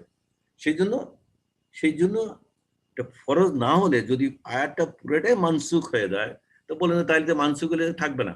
অনেক আলেমদের মতে অনেক আলেমরা নানাভাবে ব্যাখ্যার মাধ্যমে বলছে হ্যাঁ মানসুখ হয়েছে পিতামাতার জন্য, বাকিদের জন্য এখন মানসুখ না। কাজে এই ক্ষেত্রে আপনার ওসিয়ত করতে হবে, এটা আল্লাহর নির্দেশ, সেই অনুযায়ী আমাদেরকে অবশ্যই ওসিয়ত করে যেতে হবে, না হলে কিন্তু আমরা আল্লাহর এই আদেশটা অমান্য করলাম। এইটা নিয়ে, এই আয়াতটা নিয়ে একটু বক্তব্য আছে, সুন্দর বক্তব্য। আব্দুল্লাহ ইবনে আব্বাস রাদিয়াল্লাহু তাআলা আনহুর মতে ওসিয়ত সম্পর্কে এই নির্দেশটি মিরাসের আয়াত দ্বারা রহিত করে দেওয়া হয়েছে। আব্দুল্লাহ ইবনে আব্বাস রাদিয়াল্লাহু আনহুমা এর অন্য এক বর্ণনায় বলা হয়েছে যে মিরাসে আয়াত সে সমস্ত আত্মীয়ের জন্য ওসিয়ত করা রহিত করে দেওয়া হয়েছে যাহাদের মিরাস নির্ধারিত ছিল, অর্থাৎ যাদের মিরাস দিবেন তাদের আর এই ওসিয়ত দরকার নেই। এছাড়া অন্যান্য যেসব আত্মীয়ের অংশ মিরাসে আয়াতে নির্ধারণ করা হয়নি তাদের জন্য ওসিয়ত করার হুকুম এখনো অবশিষ্ট রয়েছে। তবে কিছু আলেমরা এটা নিয়ে বলছে হ্যাঁ পুরোপুরি ফরজ না, হয়তো একটু কম বা একটু ওয়াজিব বা এটা ডাইরেক্ট না, অনেক কথা আছে। তা আমরা ওইদিকে যাবো না, কারণ আমাদের কমন সেন্সে বলে যে হ্যাঁ আয়াত ছিল ওসিয়ত করা ফরজ, এবং যেহেতু পিতামাতা ছিল, পিতামাতাকে পরে আল্লাহ ভাগ করে দিয়েছেন, কাজে পিতামাতার জন্য আর ফরজ রইল না। কার জন্য ফরজ হলো? অন্যান্য আত্মীয়ের জন্য। কিন্তু সেটা নিয়ে আমরা এই হাদিসটা আব্দুল্লাহ ইবনে আব্বাস রাদিয়াল্লাহু তাআলার মতটা আমরা অবশ্যই গ্রহণ করতে পারি যে তাদের জন্য ওসিয়ত করার হুকুম এখনো অবশ্যই রয়েছে। বিদায় হজের বিখ্যাত খুতবায়ে রাসূলুল্লাহ সাল্লাল্লাহু আলাইহি ওয়াসাল্লাম বলেছেন, আল্লাহ তাআলা প্রত্যেক হকদারের হক নির্ধারণ করে দিয়েছেন, সুতরাং এখন থেকে কোনো ওয়ারিসের জন্য ওয়াসিয়ত নাই। তিরমিজি হাদিস, আবু দাউদ, সহিহ ইবনে মাজাহ। তবে আলেমগণের সর্বসম্মত অভিমত অনুযায়ী মৃত্যু পথযাত্রী ব্যক্তিগণের পক্ষে এখনো তাদের মোট সম্পদের 1/3 পর্যন্ত ওসিয়ত করা জায়েজ, অর্থাৎ সে শেষ অবস্থায় ওয়ারিসের জন্য ওসিয়ত নাই ঠিক, অন্যদের জন্য সে 1/3 পর্যন্ত ওসিয়ত করে দিতে পারবে। এটা আলেমদের মত। আমরা যাবো আলেমদের মত সাথে আমরা একমত হতে পারলে অবশ্যই হবো, বাট কোরআন হাদিস আমাদের অবশ্যই মানতে হবে, সেই অনুযায়ী আমাদের ব্যবস্থা নিতে হবে। যে ব্যক্তি তার মাল হয়তো অগ্রিম দান করবে, আমি চলে যাবো, আমি অগ্রিম দান করলাম, আমি মৃত্যু হবে কখন আমি তো জানি না, কিন্তু আমি এখনই দান করলাম, তো এটা অগ্রিম দান, সেই সম্বন্ধে আল্লাহ পাক বলছেন। তখন তিনি বললেন নিশ্চয় মানুষের, রাসূলুল্লাহ সাল্লাল্লাহু আলাইহি ওয়াসাল্লাম হাদিস আব্দুল্লাহ রাদিয়াল্লাহু তাআলা বর্ণনা করেন, নবী সাল্লাল্লাহু আলাইহি ওয়াসাল্লাম লোকদের জিজ্ঞেস করলেন, তোমাদের মধ্যে কোন ব্যক্তি নিজের সম্পদ হতে তার উত্তরাধিকারী সম্পদকে অধিক প্রিয় মনে করে? রাসূলুল্লাহ সাল্লাল্লাহু আলাইহি ওয়াসাল্লাম বসে সাহাবাদের প্রশ্ন করলেন, তোমাদের মধ্যে কোন ব্যক্তি নিজের সম্পদ হতে তার উত্তরাধিকারী সম্পদকে অধিক প্রিয় মনে করেন? প্রশ্ন করলেন রাসূলুল্লাহ সাল্লাল্লাহু আলাইহি ওয়াসাল্লাম। সাহাবারা কি উত্তর দিলেন? তারা সবাই জবাব দিলেন এক কথায়, হে আল্লাহ রাসূল, আমাদের মধ্যে এমন কেউ নেই যে তার নিজের সম্পদকে সবচেয়ে অধিক প্রিয় মনে করে না। সবাই বললো আমরা সবাই নিজের সম্পদকে বেশি অধিক প্রিয় মনে করি। তখন রাসূলুল্লাহ সাল্লাল্লাহু আলাইহি ওয়াসাল্লাম বললেন, নিশ্চয়ই মানুষের নিজের সম্পদ তাই যা সে সৎ কাজে ব্যয়ের মাধ্যমে আগে পাঠিয়েছে, আর সে পিছনে যা রেখে যাবে তা তার ওয়ারিসের মাল, অর্থাৎ ওগুলো তোমার মাল না, তুমি কেমন করে ওটাকে করবা ভালো। তো এই জন্য তোমরা যে বলছো যে তোমরা নিজের সম্পদকে অধিক প্রিয় মনে করে না, আমরা এমন কেউ নাই, আমাদের মধ্যে এমন কেউ নেই। আসলে রাসূলুল্লাহ সাল্লাল্লাহু আলাইহি ওয়াসাল্লাম কথা বলার সময় বুঝলো, আরে ওই মাল তো আমার না, ওটা ওয়ারিসের মাল। কারণ আমি যে ভালোবাসি আমার সম্পদকে, এটা আমার মাল না, আমার মাল ওটাই যেটা আমি রেখে যাব, সাদাকা করে যাব, এবং ওয়াসিয়াতের মাধ্যমে অগ্রিম পাঠাবো। কয়েকটা হাদিস আছে কয়েকটা আয়াত আছে যে অগ্রিম কি পাঠিয়েছে। সাদাকার আয়াতগুলো আমরা ওইদিন কভার করেছি, আজকে করলে তো অনেক বড় হয়ে যাবে, তাই সেজন্য আমরা আজকে সাদাকার আয়াতগুলো আসেনি। বাট এটা সম্বন্ধে দেখেন হাদিস স্পষ্টভাবে আল্লাহ রসুল আমাদেরকে শিখিয়ে দিয়েছে যে তোমার মাল কোনটা, আমার মাল আমার মাল আমার মাল বলো, তোমার মাল তো না, এটা তো ওয়ারিসের মাল, তুমি ওয়ারিসের মালকে নিজের মাল বলো, তুমি তো বোকা। কাজেই তোমার মাল ওটাই যেটা তুমি খরচ করছো, যেটা নিজে খাচ্ছ, নিজে পড়ছো, এবং যেটা আল্লাহর রাস্তায় দান করছো সাদাকায়। কাজে হাসানা দিচ্ছে বিরাট একটা ব্যবসার জন্য, আল্লাহর সাথে ব্যবসা, সেই ব্যবসা বিরাট একটা সাফল্য, একটা বিরাট প্রফিট অ্যাডভান্স বলে দিচ্ছে আল্লাহ। কত প্রফিট, 700 গুণ না, 700 গুণ থেকে অনেক বেশি গুণ আল্লাহ পাক দিবে। এর থেকে বড় প্রফিটেবল ব্যবসার কি হতে পারে? কোরআনের আয়াত যদি আমরা মানি, বুঝি, অনুধাবন করি, তাহলে আমরা কেন এই ব্যবসায় যাবো না? অবশ্যই যাবো, অবশ্যই যাবো। কাজে আমাদের এই অগ্রিম যেটা পাঠাই এটা আমাদের, বাকিটা ওয়ারিসদের। কাজে আমরা ওয়ারিস সম্পদ নিয়ে এত ব্যস্ত হওয়ার কোনো কারণে আমরা নিজের সম্পদের চেষ্টা করি। এখানে আরেকটা সম্পদের 2/3 সাদাকা করতে পারে কি? রাসূলুল্লাহ সাল্লাল্লাহু আলাইহি ওয়াসাল্লাম প্রশ্ন করলেন, কতটুকু আপনি সাদাকা করবেন? এটা হলো সেটা। আমি 1/3 করতে বলি, এই হাদিস থেকে বলা হচ্ছে যে আমির ইবনে সাদ রাদিয়াল্লাহু তাআলা থেকে বর্ণিত, তিনি বলেন বিদায় হজের সময় আমার রোগ কঠিন আকার ধারণ করলে রাসূলুল্লাহ সাল্লাল্লাহু আলাইহি ওয়াসাল্লামের কাছে আসলেন। আমি বললাম, মৃত্যু আমার সন্নিকটে এসে গেছে, যা আপনি দেখতে পাচ্ছেন, অথচ আমি একজন বিত্তবান ব্যক্তি, ধনী মানুষ, আমাদের মতো অনেকের মতো ধনী, একটি মাত্র কন্যা ব্যতীত আমার কোনো ওয়ারিশ নাই। এখন আমি আমার সম্পদের 2/3 সাদকা করতে পারি কি? 2/3 চাচ্ছি নেই, 100 টাকা গেলে 2/3 67 টাকা, 66 টাকা সামথিং। কাজে 2/3 উনি সাদকা করতেছে। তিনি উত্তর দিলেন না। রাসূলুল্লাহ উত্তর দিলেন না। আমি বললাম তাহলে অর্ধেক? 2/3 সাথে আরো কম, অর্ধেক? তিনি বললেন না।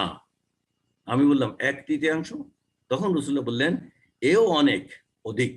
নিশ্চয়ই তোমার ওয়ারিসদের স্বাবলম্বী রেখে দেওয়া শ্রেয় তাদের নিঃস্ব মানুষের দ্বারস্থ করে যাবার চেয়ে। আর তুমি আল্লাহ সন্তুষ্টি লাভে যেই ব্যয়ই করো না কেন, তার বিনিময়ে তোমাকে সওয়াব দেবে অনেক বেশি। এমনকি তুমি তোমার স্ত্রীর মুখে যে আহার তুলে দাও, তাতেও তুমি সওয়াব পাবে। তো কাজেই দেখেন 1/3 বেশি রাসূলুল্লাহ বলছে, তাহলে আমি 1/3 যাবো না, একটু কম করবো। বাট আমি অনেকে 100% করতে যাচ্ছে, বিকজ ওটাই তার সম্পদ। বল না 100 2/3 করতে পারো না, হাফও করতে পারো, 1/3ও বেশি, তার মানে 1/3 কম করতে হবে। কি সুন্দর নিয়ম করে দিয়েছে। আর না হলে মানুষ তো যারা ওই আল্লাহর পথে বেশি ভীরু, তারা করতো 100% দান করে দিত। আবু যর গেফারির কথা আমরা শুনেছেন, উনি চেষ্টা করেছেন, বাট এটা কিন্তু সহি হাদিস, এবং এই অনুযায়ী আমরা 1/3 ম্যাক্সিমাম ইজ দ্য লিমিট, এর বেশি আমরা করবো না। আমরা হাদিস অনুযায়ী আমল করবো। কাজে আমি একটা চার্ট দিয়ে আমরা দেখাচ্ছি আমার ওয়েলথ আছে দুনিয়াতে, আল্লাহ পাক আমাকে দিয়েছেন বা আপনাকে দিয়েছেন, আমাদের ওয়েলথ সেন্টার রইল। এই ওয়েলথের মালিককে এখন অ্যাজ অফ নাও আমরা বলতেছি সেলফ, আমি, স্পাউস, আমার স্ত্রী, সান, আমার ছেলে, ডটার, আমার মেয়ে। নর্মালি একটা আদর্শ ফ্যামিলি ধরলাম, এক ছেলে এক মেয়ে, বা ছেলে আছে মেয়ে আছে, সেলফ আছে, এবং স্পাউস আছে, হাজবেন্ড আছে। তাহলে সম্পদটা কার? এই অবস্থা আমাদের। কিন্তু যখন মৃত্যু আসবে, আমি চলে যাব, আমার স্থানটা ডাইড। আমি কি আমার সম্পদ রেখে যাব না নিয়ে যাব? আমি যদি আমার অংশটুকু নিয়ে না যাই, তাহলে আমার মতো বোকা কি কেউ আছে? আপনি তো এখন আছেন, এই সম্পদটা আপনার ছিল, এই সম্পদ পুরো ওয়েলথটা এই সেন্টারের ভিতরে আপনার ওয়েলথ আছে, এখন আপনি এনজয় করছেন। এই যখন আপনার মৃত্যু এসে যাবে, আপনি তো আর নাই, তা এই সম্পদটার আপনার অংশটা কোথায় যাবে? আপনি বললেন না, আমি আমার স্পাউস, আমার ডটার, সান রেখে দেবো। তা আপনি কি নিয়ে গেলেন?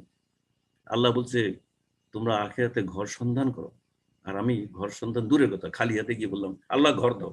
আল্লাহ বলছে তোমাকে আয়াত দিলাম, এবং আরেকটা আয়াতে দেখবেন যখন সময় এসে যাবে, তখন বলতে আল্লাহ আর একটু সময় দাও, আমি একটু সাদাকা করে আসি। আপনি যখন যাচ্ছেন সাথে নিয়ে যাবেন না কেন? না যাওয়াটাই বোকামি, বোকামি, বোকামি। কাজে আমরা আমাদের সম্পদ যেটা আমি এখন এনজয় করছি, অ্যাটলিস্ট 1/3 না হতে পারে, কম হতে পারে, অ্যাটলিস্ট ওটা নিয়ে যাব। এটা আমার সম্পদ। যদি আমার ডটার, স্পাউস, সানকে 2 ভাগ দেন, 2, ডটার 1, 3, স্পাউস 1, 4, আমি 1, 5 ভাগ করেন সম্পদকে, 1 ভাগে 20% আপনি নিয়ে যাবেন। কথার কথা বললাম, আপনার উপর নির্ভর করে, বাট 1/3 ম্যাক্সিমাম লিমিট, মিনিমাম আপনার উপর নির্ভর কতটুকু নেবেন, আপনার তাকওয়া কতটুকু এবং কিভাবে নেবেন সেটা আপনার উপর নির্ভর করে। আমি একটা উদাহরণ দেওয়ার জন্য এই চার্টটা এঁকেছি, এবং নিজে এঁকে দেখাচ্ছি যে ওয়েলথের মালিক তো আমরা 4 জন। এখন আমার অংশ যেখানে আছে, I am enjoying this wealth, আমার মালিক এই ওয়েলথের মিনিমাম মালিক, পুরোটা মালিক হলে, বাট এটা আমার ডিমান্ড, আমার আমার কাম্য, আমার ভাগে ভাগে এতটুকু আসে, কাজে ওয়েল টু আখেরা আমাকে অবশ্যই নিয়ে যেতে হবে। অ্যান্ড সেই নেওয়াটার উপায়টা হলো ওয়াসিয়াত, ওসিয়তের মধ্যে নিয়ে যাবো। কাজে সেলফ ডাইট, daughter San spouse is there, এবং পার্ট অফ ওয়েল টু আখেরা বাই ওয়াসিয়া, ওয়াসিয়ার মাধ্যমে সেই অংশটুকু আপনি নিয়ে যাবেন যতটুকু আপনি মনে করেন আপনার ভাগে পড়ে।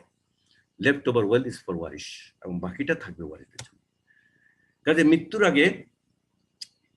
আগে পুত্র কন্যাকে হেবা করে দেওয়া কি ঠিক? ওই কতগুলি প্রশ্ন যে ছিল তার সবচেয়ে জরুরি প্রশ্ন, সবচেয়ে ইম্পর্টেন্ট প্রশ্ন ছিল এটা, কারণ এটা call of the day, problem of the day, যে মৃত্যুর আগে আমি যদি স্ত্রী পুত্র কন্যাকে বা ছেলে মেয়েকে যদি ভাগ করে না দিই, আমার মৃত্যুর পরে তারা ফাইট করবে, রাগারাগি করবে, আপনার কেস কোর্ট সব করে বিতিকিচ্ছির একটা অবস্থা হবে। কাজেই মৃত্যুকে আগে যদি আমি ঠিক করে দিতে পারি, তাহলে কি এটা ঠিক?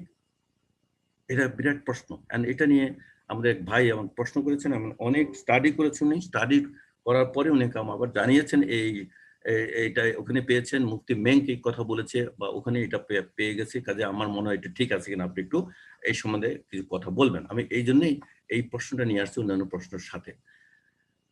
যদি মৃত্যুর আগে আমি আমার স্ত্রী পুত্র কন্যাকে সবকিছু ভাগ করে দেই, তাহলে কি কি হতে পারে? 1 নম্বর, আয় অফ মিরাস সেজ টু কিপ অ্যাসেট। মিরাসে আয়াতে বলছে তোমার যে রেখে দেবে, তারাকা রেখে দেওয়া, সেই তারাকার সম্পত্তি মিরাজ করবা, মানে ওয়ারিসকে দেবা, আর সাদাকা করবা। সাদাক মানে ওসিয়তের মাধ্যমে নিয়ে আসবো 1/3 পর্যন্ত। কাজে মিরাসে আয়াতের মধ্যে যদি অ্যাসেট রাখতে বলছে আল্লাহ, আমি যদি দিয়ে দিই সব, আমার অ্যাসেট নাই, আমি খালি হাতে গেলাম, 1 নম্বর। বাট আমি কি জানি হু ডাই আর্লিয়ার? অনলি আল্লাহ নোজ। আমার ছেলে আমার আগে মারা যাবে, না আমার মেয়ে আমাকে আগে, না আমি আগে মারা যাবো? Can anybody here tell me? এখন করোনায় পড়ে কালকে শুনলাম কক্সবাজারে গিয়েছে বেড়াতে, এসে 2-3 দিনের মাথায় অসুখ হলো, 7ম দিয়ে মরে গেল। ইয়াং, ওর বাবা তো মরেনি। তো আপনি যদি ও ইয়াং বয়কে সব দিয়ে দেন, আপনি সম্পদ ভাগ করে, নাও হোয়াট হ্যাপেন্স? একমাত্র আল্লাহ জানেন। আল্লাহ নিয়ম দিয়েছেন, আল্লাহ আইন দিয়েছেন, আমি আইন ভাঙবো? এটা 1 নম্বর। 2 নম্বর, ইফ গিভেন যে আমি মৃত্যুর আগে সব দিয়ে দেবো, দ্যাট উইল বি ডোনেশন। এটা একটা ফতোয়াতে পাওয়া গেছে, যদি আপনি দেনও, আপনি 1/3 বেশি দিতে পারবেন। তাহলে আপনি সব সম্পদ দিবেন কেমন করে? দিতেই পারবেন না। যদি আপনি দিতে চান, that will be give to your sons and daughters, but that cannot cross 1/3। 1/3 বেশি যাইতে পারবেন। Not to become like beggar. আপনি দিয়ে দিলেন। রেজাল্ট একটা গল্প করে, উত্তরা এক ভদ্রলোক 3 বিরাট ফ্ল্যাটের মালিক, বিল্ডিং এর মালিক ছিল, ছেলেদের দিয়ে দিয়েছে। পরে মসজিদে মাদ্রাসায় মৃত্যুবরণ করতেছে, মসজিদে বারান্দায় মৃত্যুবরণ করতেছে। ছেলেদের যখন বলছেন তোমার বাবার সৎকার্য করতে আসো, ও বলছে কি যে আঞ্জুমানে মহিদুল ইসলাম লাশ দিয়ে দেন। নাউজুবিল্লাহ মিন যালিক। এই ধরনের এক্সাম্পল কিন্তু আছে। আমি যে একটা বলছি যে রেজাল্ট স্যার থেকে শুনে তা না, এরকম অনেক এক্সাম্পল আছে। দিয়ে দিয়েছে ছেলে মেয়েদের সব, সেদিন নিজে ভিখারির মতো পথে ঘাটে না খেয়ে না দিয়ে মারা গেছে। আমি সেটা করতে পারবো? হ্যাঁ, অনেকে বললো না আমার ছেলে মেয়ে অত ওইরকম না, আমার ছেলে মেয়ে এটা করতেই পারে না, প্রশ্নই ওঠে না। প্রশ্ন আমি ছেলে মেয়েকে জানি ছোটবেলা ভালো, আল্লাহ থেকে বেশি কি আমি আপনি জানি না? তো আল্লাহ আইন ভেঙে আমি ছেলে মেয়ের বিশ্বাস করলাম, এটা হবে? মোটেই হবে না। আচ্ছা, not to become like beggar by donation, and donate করে আপনি বেগার হয়ে যান। 3 নম্বরে, 4 নম্বরে বাই হেবা, আপনি হেবা করলেন, ভায়োলেটিং আল্লাহ অফ মিরাস। আল্লাহ মিরাসে ভাগ করে দিয়েছে, ছেলে কতটুকু পাবে, মেয়ে কত। কখন মিরাসটা হবে? After your death. তো before your death how do divide? ওই ভাগটা তো মৃত্যুর পরে। আর আপনি এখন বলছেন আমি মৃত্যুর আগে ওই অনুযায়ী ভাগ করবো। কি আল্লাহ যে আইন দিয়েছে, আল্লাহ ওই আইন দিয়েছে কখনকার জন্য? মৃত্যুর পরের জন্য। আপনি এখন কেমন ভাবে ভাগ করবেন? করতে পারবেন না। 5 নম্বর, ডিপ্রাইভিং আদার্স টু বি ওয়ারিস। এখন আপনার 2 মেয়ে বা 3 মেয়ে আছে, কোনো ছেলে নাই, কাজে আপনি মেয়েদের সব দিয়ে যাবেন। কিন্তু আল্লাহর মিরাসে আয়াতে আপনার যদি ছেলে না থাকে, তাহলে মেয়েরা কত অংশ পাবে এবং বাকি অংশ কে পাবে? আর অন্যান্য ওয়ারিসটা পাবে। ওয়ারিসটা কোন ওয়ারিস, ওটাও লিখে দিয়েছেন আল্লাহ পাক। আপনি যদি এখন দিয়ে দেন মেয়েদেরকে সবকিছু, সবকে মেয়ে দিয়ে দিলেন, তাহলে আপনার আল্লাহর আইন অনুযায়ী যে ওয়ারিসটা ওয়ারিস হওয়ার কথা, তারা ডিপ্রাইভ হয়ে গেল। ডিপ্রাইভ হলে কি আপনার আল্লাহর কথা মানলেন, আল্লাহর আইন মানলেন? তারপর আপনি বলবেন যুক্তি দেখে, না আমি এখনই সব ঠিক করে দিয়ে যাবো, এবং যাতে আমার মৃত্যুর পর ছেলে মেয়েরা ঝগড়াঝাটি না করে। No, you cannot do it, simple. তো কাজে আপনি কিভাবে করুন? কতগুলি আল্লাহর নির্দেশ অমান্য করে এটা করতে চাচ্ছেন। আমি একজন বিশারদ, হাদিস বিশারদ কথা বলছি, উনি বলে যে রাসূলুল্লাহ সাল্লাল্লাহু আলাইহি ওয়াসাল্লাম কোন সাহাবা কোনদিন এই প্রশ্ন তুলে নাই যে আমি মৃত্যুর আগে সব ভাগ করে দেব। আমাদের মধ্যেই আসে কেন? ইয়েস, আসতে পারে। কারণ এখনকার বর্তমান যুগে ঝগড়াঝাটি অনেক বেশি হয় আগের তুলনায়। কারণ আমরা ল অ্যাবাইডিং না, আল্লাহ ল অ্যাবাইডিং না, প্লাস আমরা আল্লাহ ভীরু না। তাকওয়া নেই আমাদের। এইজন্য হয়। বাট থাকুক আর না থাকুক তাকওয়া, আপনি এটা মৃত্যুর আগে করতে পারবেন। ইভেন আরেকজন আ যিনি ফতোয়া দেন উনি বলেছেন, আফটার যাকাত আয়া donating all is not permitted. যাকাতে দিলে আপনি যাকাত দিতে পারেন। মৃত্যুর আগে যাকাত না দিয়ে চলে যাবেন। কেন আপনি সম্পদ নিজের সম্পদ আরেকজন দিয়ে বলতে আমি যাকাত দেব না। হবে নাকি? আপনি যাকাত দিতে হবে। কাছে যাকাত আসার পরে আর আপনি সম্পদহীন হতে পারবেন না। এইগুলি হলো যুক্তির সাথে আমরা দেখার চেষ্টা করেছি। কারণ এই প্রশ্নটা অনেকের মনে এখন আজকেও আমার কথা যারা শুনছেন তারা অনেকের কাছে এই প্রশ্ন আছে। যাতে মৃত্যুর আগে আমার স্ত্রী, পুত্র, কন্যাকে সবকিছু বিলিয়ে দেব বা ভাগ বাঁটা করে সব মীমাংসা করে দেব। এটা কি অ্যালাউড? না। মিরাসের আয়াতগুলি আল্লাহর সম্পদ রাখতে বলছেন। কে আগে মারা যাবে এখন তো আল্লাহ জানেন। কাজে আপনি যদি আগে ভাগ দেন, সে ভাগ ঠিক হবে না। যদি দেওয়া হয় তার দান হবে, সীমা হবে 1/3, 3 ভাগে 1/4। দান করে ভিক্ষুকের মতো হয়ে উঠা। আপনি ভিক্ষুকের মতো হয়ে উঠে যাবেন। আর আপনাকে ভিক্ষুকের মতো ছেলে বা মেয়ের দয়ার উপরে তাদের ঘরে আপনি থাকবেন। ওই মুফতি মেং বলেছে, হ্যাঁ, আপনি সব দিয়ে দেন। দিয়ে দেওয়ার পরে you become a beggar like person and on the mercy of your son you may stay in his door or the son may say, Baba, here is the door, get out. আপনার কিছু করার নেই। It is his right now. হেবা দ্বারা আল্লাহর মিরাসে আইন লঙ্ঘন হয়ে যাবে। আপনি হেবা করে দিয়ে গেলেন, মেয়েকে দিয়ে গেলেন সব, আর দেখেন মেয়ে যদি না থাকে, মেয়ের সাথে ছেলে না থাকলে আপনি মৃত্যু করে শুধু মেয়েই সব পাবে না, অন্যান্য ওয়ারিসরা পাবে। মৃত্যুর আগে হেবা দ্বারা অন্যান্য ওয়ারিসদের ওয়ারিস সম্পত্তি বঞ্চিত করা হবে। যাকাতে আয়াতের পরে সকল সম্পদ দান করা বৈধ না। কাজে এইসব কারণে মোস্ট ইম্পর্টেন্ট পয়েন্ট যেটা আসছিল আগের লেকচারের পরে, সেই প্রশ্নটার উত্তরটা আমি কয়েকজন হাদিস বিশারদ, কয়েকজন বড় উঁচুদের আলেমদের সাথে কথা বলে আমি এই উত্তরগুলি ঠিক করেছি। আলহামদুলিল্লাহ, আমরা মনে করি এই উত্তরগুলি আপনাদের মনোপুত হয়েছে এবং সেই অনুযায়ী আর এই প্রশ্ন করবেন না, কারণ হলো এটা স্পষ্ট যে এটা ঠিক না। তো আমি আমাদের সৌজন্যে শেখ মঞ্জুর এলাহি সাহেবের ওয়াসিয়া বিষয়ে একটা লেকচার অংশ আপনাদের দেখাবো। আপনারা অনেকে ছিলেন মঞ্জুর এলাহি সাহেবকে, অনেকে ছিলেন। শেখ মঞ্জুর এলাহি মুফতি, খুব নামকরা বক্তা এবং খুব ভালো লেকচার দেন। ওনার অনেকটা কথা আমরা শুনেছি, আমাদের কয়েকটা অনুষ্ঠানে এসছেন। তো সেক্ষেত্রে দেখানোর উদ্দেশ্য হলো, আমার কথা শুধু শুনলে হবে না, কয়েকজন বিশারদের কথা শুনলেও আপনার একিনটা শক্ত হবে। ওনার লেকচারের অংশ হিসেবে উনি বলছেন, আমাদের দেশে ওয়াসিয়াকে অবশ্য ওসিয়ত বলে। আসল আরবি শব্দ ওয়াসিয়া। তো আমাকে রেজা সাহেব অনুরোধ করলেন, ওয়াসিয়া তো অনেকে বুঝবে না, তো আমরা এই জন্য আজকে লেকচারে হেডিং দিয়েছি ওসিয়ত। ঠিক আছে। তো মুফতি মঞ্জুর এলাহি সাহেব একই কথা বলছেন, আমাদের দেশে ওয়াসিয়াকে অবশ্য ওসিয়ত বলে। অংশনামা অবলিক উইলে উত্তরাধিকার ব্যক্তির মৃত্যুর পর কে কতটুকু সম্পদে অংশ পাবেন সেটা উল্লেখ থাকে, যেটা ইসলামে নিষিদ্ধ। এই উইল, পশ্চিমাদের যে উইল, ইংলিশ উইল, সেটাতে কে কতটুকু সব লেখা থাকে। উইলে সব লেখা থাকবে, ছেলে কতটুকু, মেয়ে কতটুকু, ছেলে কোন বিল্ডিং, মেয়ে কোন বিল্ডিং, কোন ফ্ল্যাট কে পাবে, এসব লেখা থাকে উইলে। কিন্তু এটা বলছে কি, সম্পূর্ণ নিষিদ্ধ এইভাবে উইল করা। মৃত্যুর আগে কখনোই অংশ ভাগাভাগি করা ইসলামের দৃষ্টিতে সম্মত নয়। বরং শরিয়া অনুযায়ী যার যতটুকু প্রাপ্য সে ততটুকুই পাবে, আর সেভাবেই সম্পত্তি ভাগ আল্লাহর ভীতির নিকটবর্তী।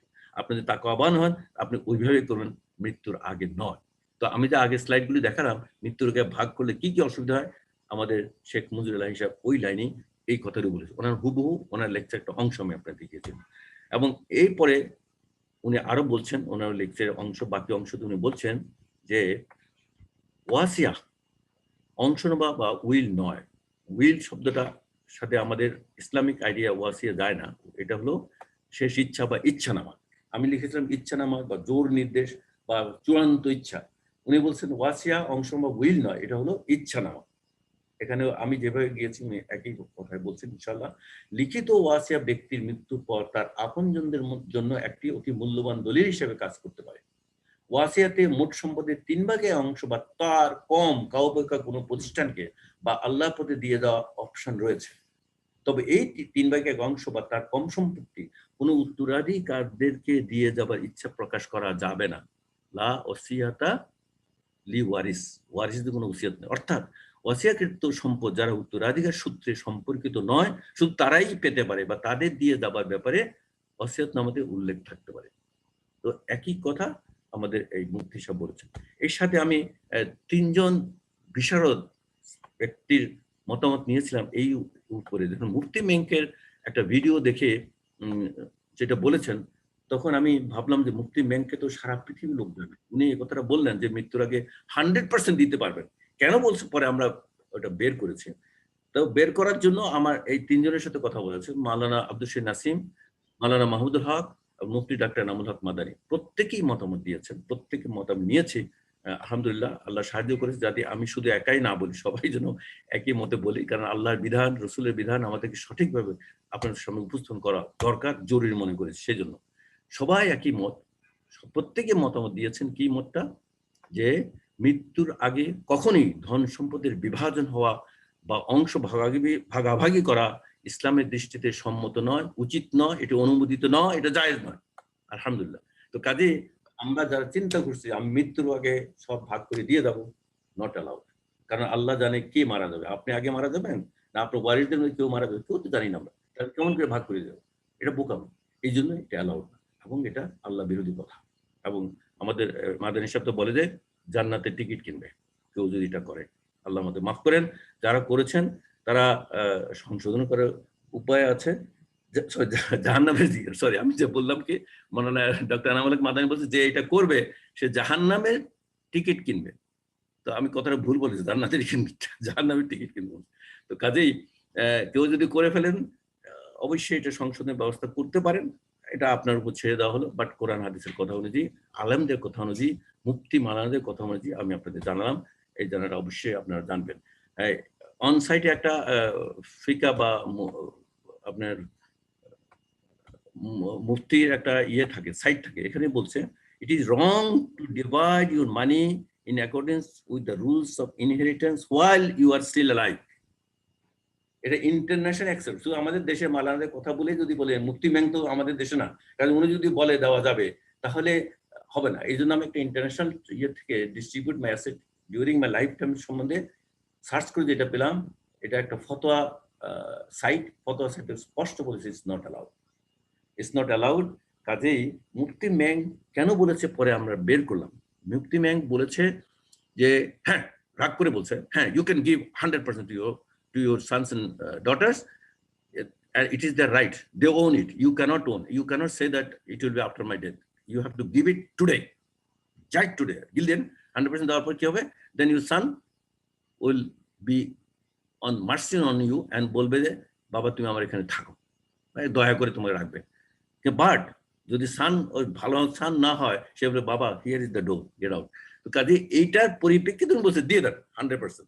বাট মুফতি মেঙ্কের ওটা কোনো হাদিস ভিত্তিক বা কোনো রেফারেন্স বা কোনো দলিল নাই। কাজে আমরা ওটা নিয়ে বলবো না কথা। বাট যারা বলেছেন, যারা দেখেছেন, তা মুফতি মেঙ্ক শুনতে পারেন, শুনলে কোনো লাভ নেই, কারণ এটাই হলো হাদিস, এটাই হলো সহি তরিকা, এটাই আমরা জানি। কাজে দানের সন্তানের মধ্যে কাউকে প্রাধান্য দেওয়া, কোন দান করবেন যদি আমার পুত্রকে আমার একটি গোলাম দান করে। একটা হাদিস আছে যে জীবিতকালে কোন এক সাহাবা আসলেন এবং সাহাবা এসে বললেন যে তিনি বলেন তার পিতা তাকে সঙ্গে করে রাসূলুল্লাহ সাল্লাল্লাহু আলাইহি ওয়াসাল্লামের নিকট আসেন, তারপর বলেন যে আমি আমার পুত্রকে আমার একটি গোলাম দান করেছি। রাসূলুল্লাহ সাল্লাল্লাহু আলাইহি ওয়াসাল্লাম বললেন তোমার সকল সন্তানকে এভাবে দান করেছো? তিনি বললেন না। রাসূলুল্লাহ সাল্লাল্লাহু আলাইহি ওয়াসাল্লাম বললেন তাহলে তুমি ফিরিয়ে নাও। মৃত্যুর আগেই যদি আপনি দান করেন এইভাবে হবে না। যদি দান করেন, কেন বলছে সবাইকে সমান দিয়েছো? কারণ 1/3 বেশি দিতে পারো না। 2 নম্বর সবাইকে দেয়নি, সে রাসূলুল্লাহ ভালো করে জানেন, ওজন্য ফিরিয়ে নাও, ইট ইজ নট অ্যালাউড। এটা হলো একটা হাদিস যেটা মৃত্যুর আগে ওয়ারিস দিয়ে কিছু দিতে পারবে না, সে তো ওয়ারিস আপনার ওই ছেলে, যে ছেলে হবে। আচ্ছা, সাদাকা ওয়াসির মাধ্যমে সাদাকা আমাদের সর্বাধিক জরুরি দায়িত্ব। এখন যেটা আমরা আসলাম কনক্লুশন দিকে এসেছি, সেটা হলো কি সাদাকা ওয়াসিয়ার মাধ্যমে সাদাকা। সাদাকার কতগুলি আয়াত আমরা দেখেছি, আপনারা জানেন অনেকগুলি আয়াত আছে এবং কত পুরস্কার আল্লাহ ঘোষণা করেছে, স্ট্রংলি বলেছে। আমাদের সর্বাধিক জরুরি দায়িত্ব সাদাকা ওয়াসিয়া করা। এবং কখন করব? আজহার স্যার এখনই করব, এখনই মানে 72 ঘন্টার ভিতরে। আপনারা যদি কার সাহায্য চান, আমরা আপনাদের সাহায্য করতে পারি। আজকে আমি স্যাম্পলও দেখাবো, স্যাম্পল কপি পেতে চাইলেও আমি দিতে পারবো ইনশাআল্লাহ। এই সাথে আরেকটা সৌজন্যে জনাব রেজাউল হোসেন সৌজন্যে আমি আরেকটি জরুরি মাসালা, মাওলানা ইউসুফ লুধিয়ানবী রহমাল্লাহ ওসিয়তের বিধান সম্বন্ধে 3টা মাসালা 6টা মাসালা দিয়েছেন, সেটা একটু সংক্ষেপে বলবো, যাতে আমি একা সব বলে গেলাম, অন্য কোনো আলেমের রেফারেন্স দিলাম এটা যাতে না হয়। সেজন্য যে মুসলিম ওসিয়ত করার মতো, যে মুসলিমের ওসিয়ত করার মতো কোনো বিষয় হয়েছে, তার জন্য উচিত নয় ওসিয়ত অলিখিত অবস্থায় 2 রাত অতিবাহিত করা। উনি ওই হাদিসের রেফারেন্স দিচ্ছে যেটা আমি এখন দেখালাম, সহিহ বুখারী হাদিস 2738, সহিহ মুসলিম হাদিস 1627। এবং উনি বলছেন, বড় আলেম ইউসুফ দুদিয়ানবী, এবং উনি বলছেন হাদিসের দাবি হলো, এই যে হাদিসে এগুলি আসছে, আরো তো হাদিস আছে, উনি এখানে দুইটাই উল্লেখ করেছেন। হাদিসের দাবি হলো মুসলমানকে তার প্রতিদিনের কাজ কারবার সাফ রাখতে হবে। একজন মুসলিমকে, একটা মুমিনকে প্রতিদিনের কাজ কারবার তার সাফ রাখতে হবে। কারোর সাথে কোনো দেনা পানা থাকলে তার লিখে ওসিয়ত করে রাখবে। আমি একজনের কাছে দেনা আমি বললাম না কাউকে, লিখেও রাখলাম না, আমি মরে গেলাম রাত্রিবেলা, তাহলে কি হবে? আপনি মুসলিম রইলেন না, মুমিন রইলেন না, ওই আপনার দেনাটা রয়ে গেল। সেজন্য ওনার মতটা আমি দেখিয়েছি, হুবহু ওনার যে ওসিয়তের বিধান সম্বন্ধে উনি যে মন্তব্য দিয়েছেন তা দেখাচ্ছি। কাজেই কারো ছাপ থাকবে, আমাদের লেনদেন সবসময় ছাপ থাকবে এবং লিখিত থাকবে ওসিয়তের মাধ্যমে। এরপর উনি বলছেন একজন মুসলিম পার্থিব জীবনে এমন ভাবে থাকবে যেভাবে একজন সিপাহী সীমান্ত চৌকিতে পাহারারত থাকে, যে কোনো মুহূর্তে তার প্রস্থানের নির্দেশ আসুক, সে এর জন্য প্রস্তুত থাকে। কোথায় প্রস্থান? আখিরাতের দিকে। যে সীমান্ত চৌকিতে একজন পাহারারত সিপাহী সৈনিক এইভাবে রেডি থাকবে। Order, go, that is order, military order. Go, and here is the order and you are ready to go.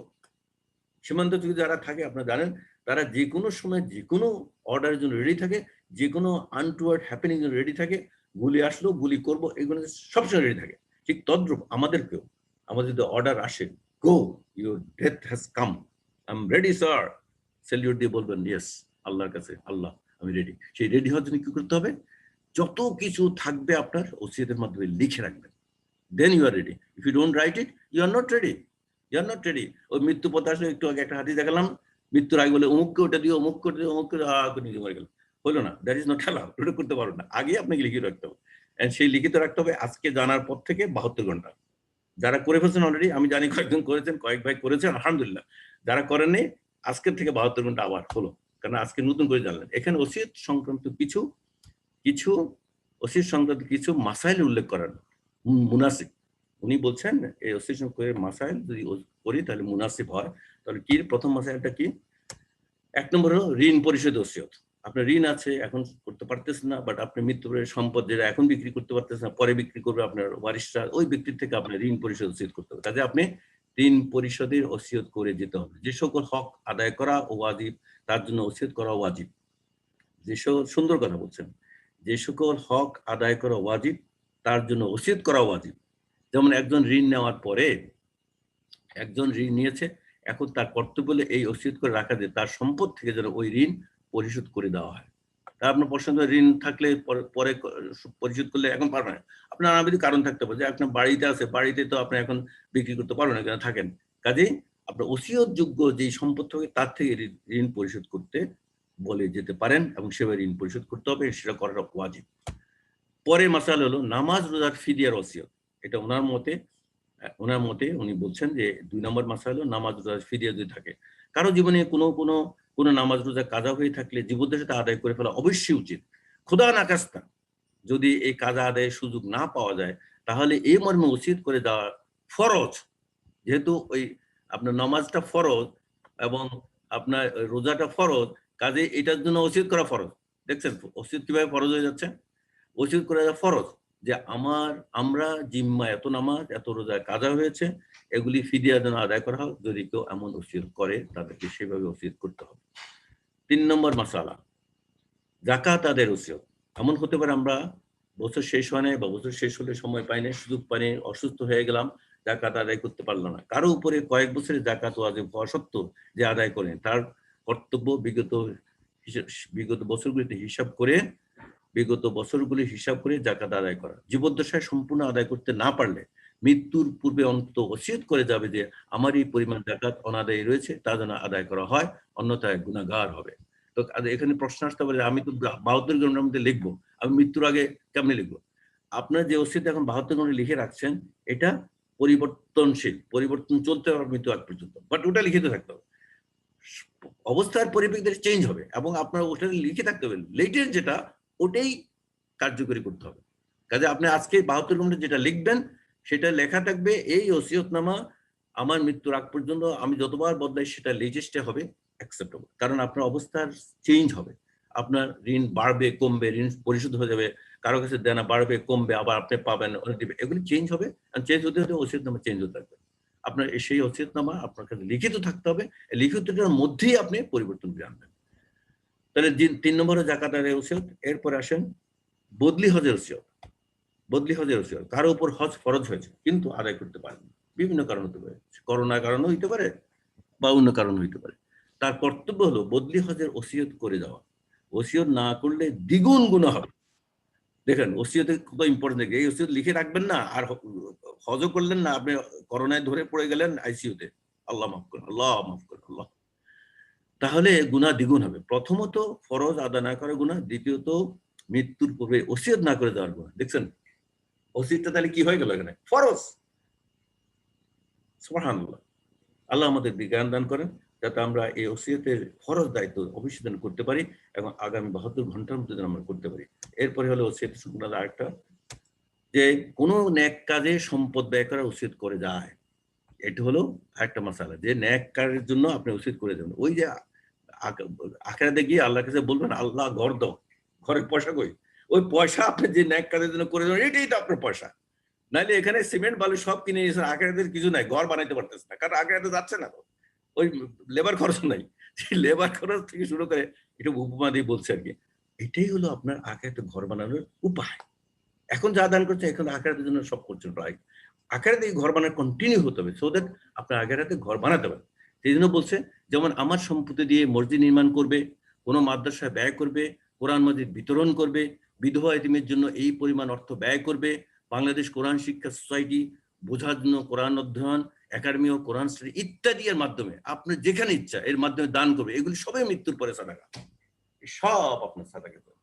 এখন আপনি ওসিয়ত করে যদি জান যে বাংলাদেশ কোরআন শিক্ষা আমার পরে আমার সম্পত্তি যেটা আয় হবে তার 3/1 বা 5/1 বা 10/1 এই টাকাটা প্রত্যেক মাসে মাসে বা প্রত্যেক বছরে বছরে এই বোঝার জন্য কোরআন অধ্যয়ন বাংলাদেশ কোরআন শিক্ষা বা একাডেমিক কোরআন স্টাডি যাবে। আপনি ওসিয়ত করে যান, আপনার ওয়ারিশ দিতে থাকবে, আপনার ঘরের ব্যবস্থা আল্লাহ পাক করবেন আখিরাতে ইনশাআল্লাহ। এরপর আসেন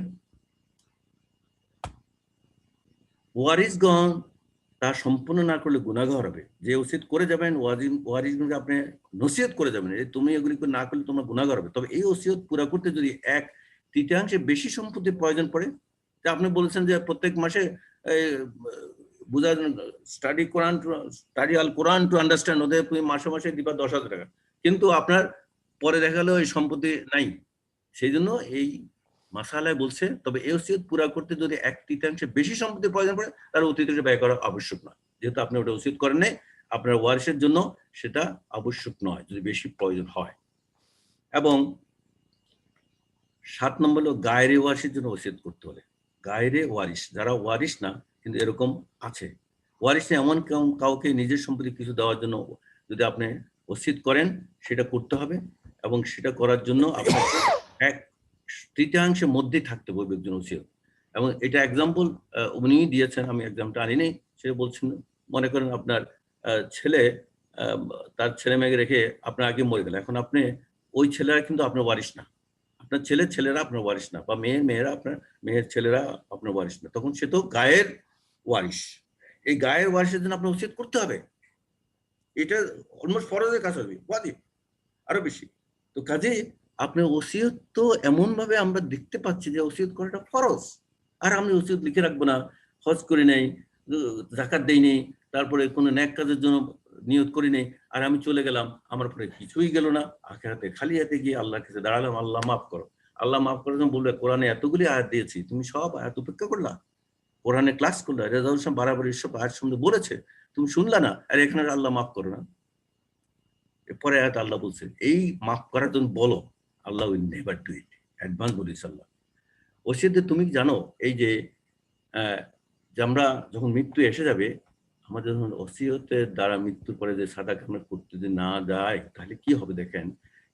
এই উক্তিটা আমি এনেছি কুয়েতি এক বড় আলেমের কাছ থেকে। উনি বলছেন এটা অংশ বিশেষ। তুমি কি জানো কেন মৃত ব্যক্তিরা সাদাকা প্রদানে আকাঙ্ক্ষা করবে যদি আরেকবার দুনিয়ার জীবন ফিরতে পারতো? ওই কোরআনের আয়াত হলো কামা ক্বালা তাআলা রব্বি লাউলা আখারতনি ইলা আজালিন কারীব ফাসাদ্দাকা। 63 নম্বর সূরা 10 নম্বর আয়াত। হে আমার রব, যদি তুমি আমাকে আরেকটু সুযোগ দিতে দুনিয়ার জীবনে ফিরে যাবা, তাহলে আমি কি করতাম? তাহলে আমি অবশ্যই সাদাকা প্রদান করতাম।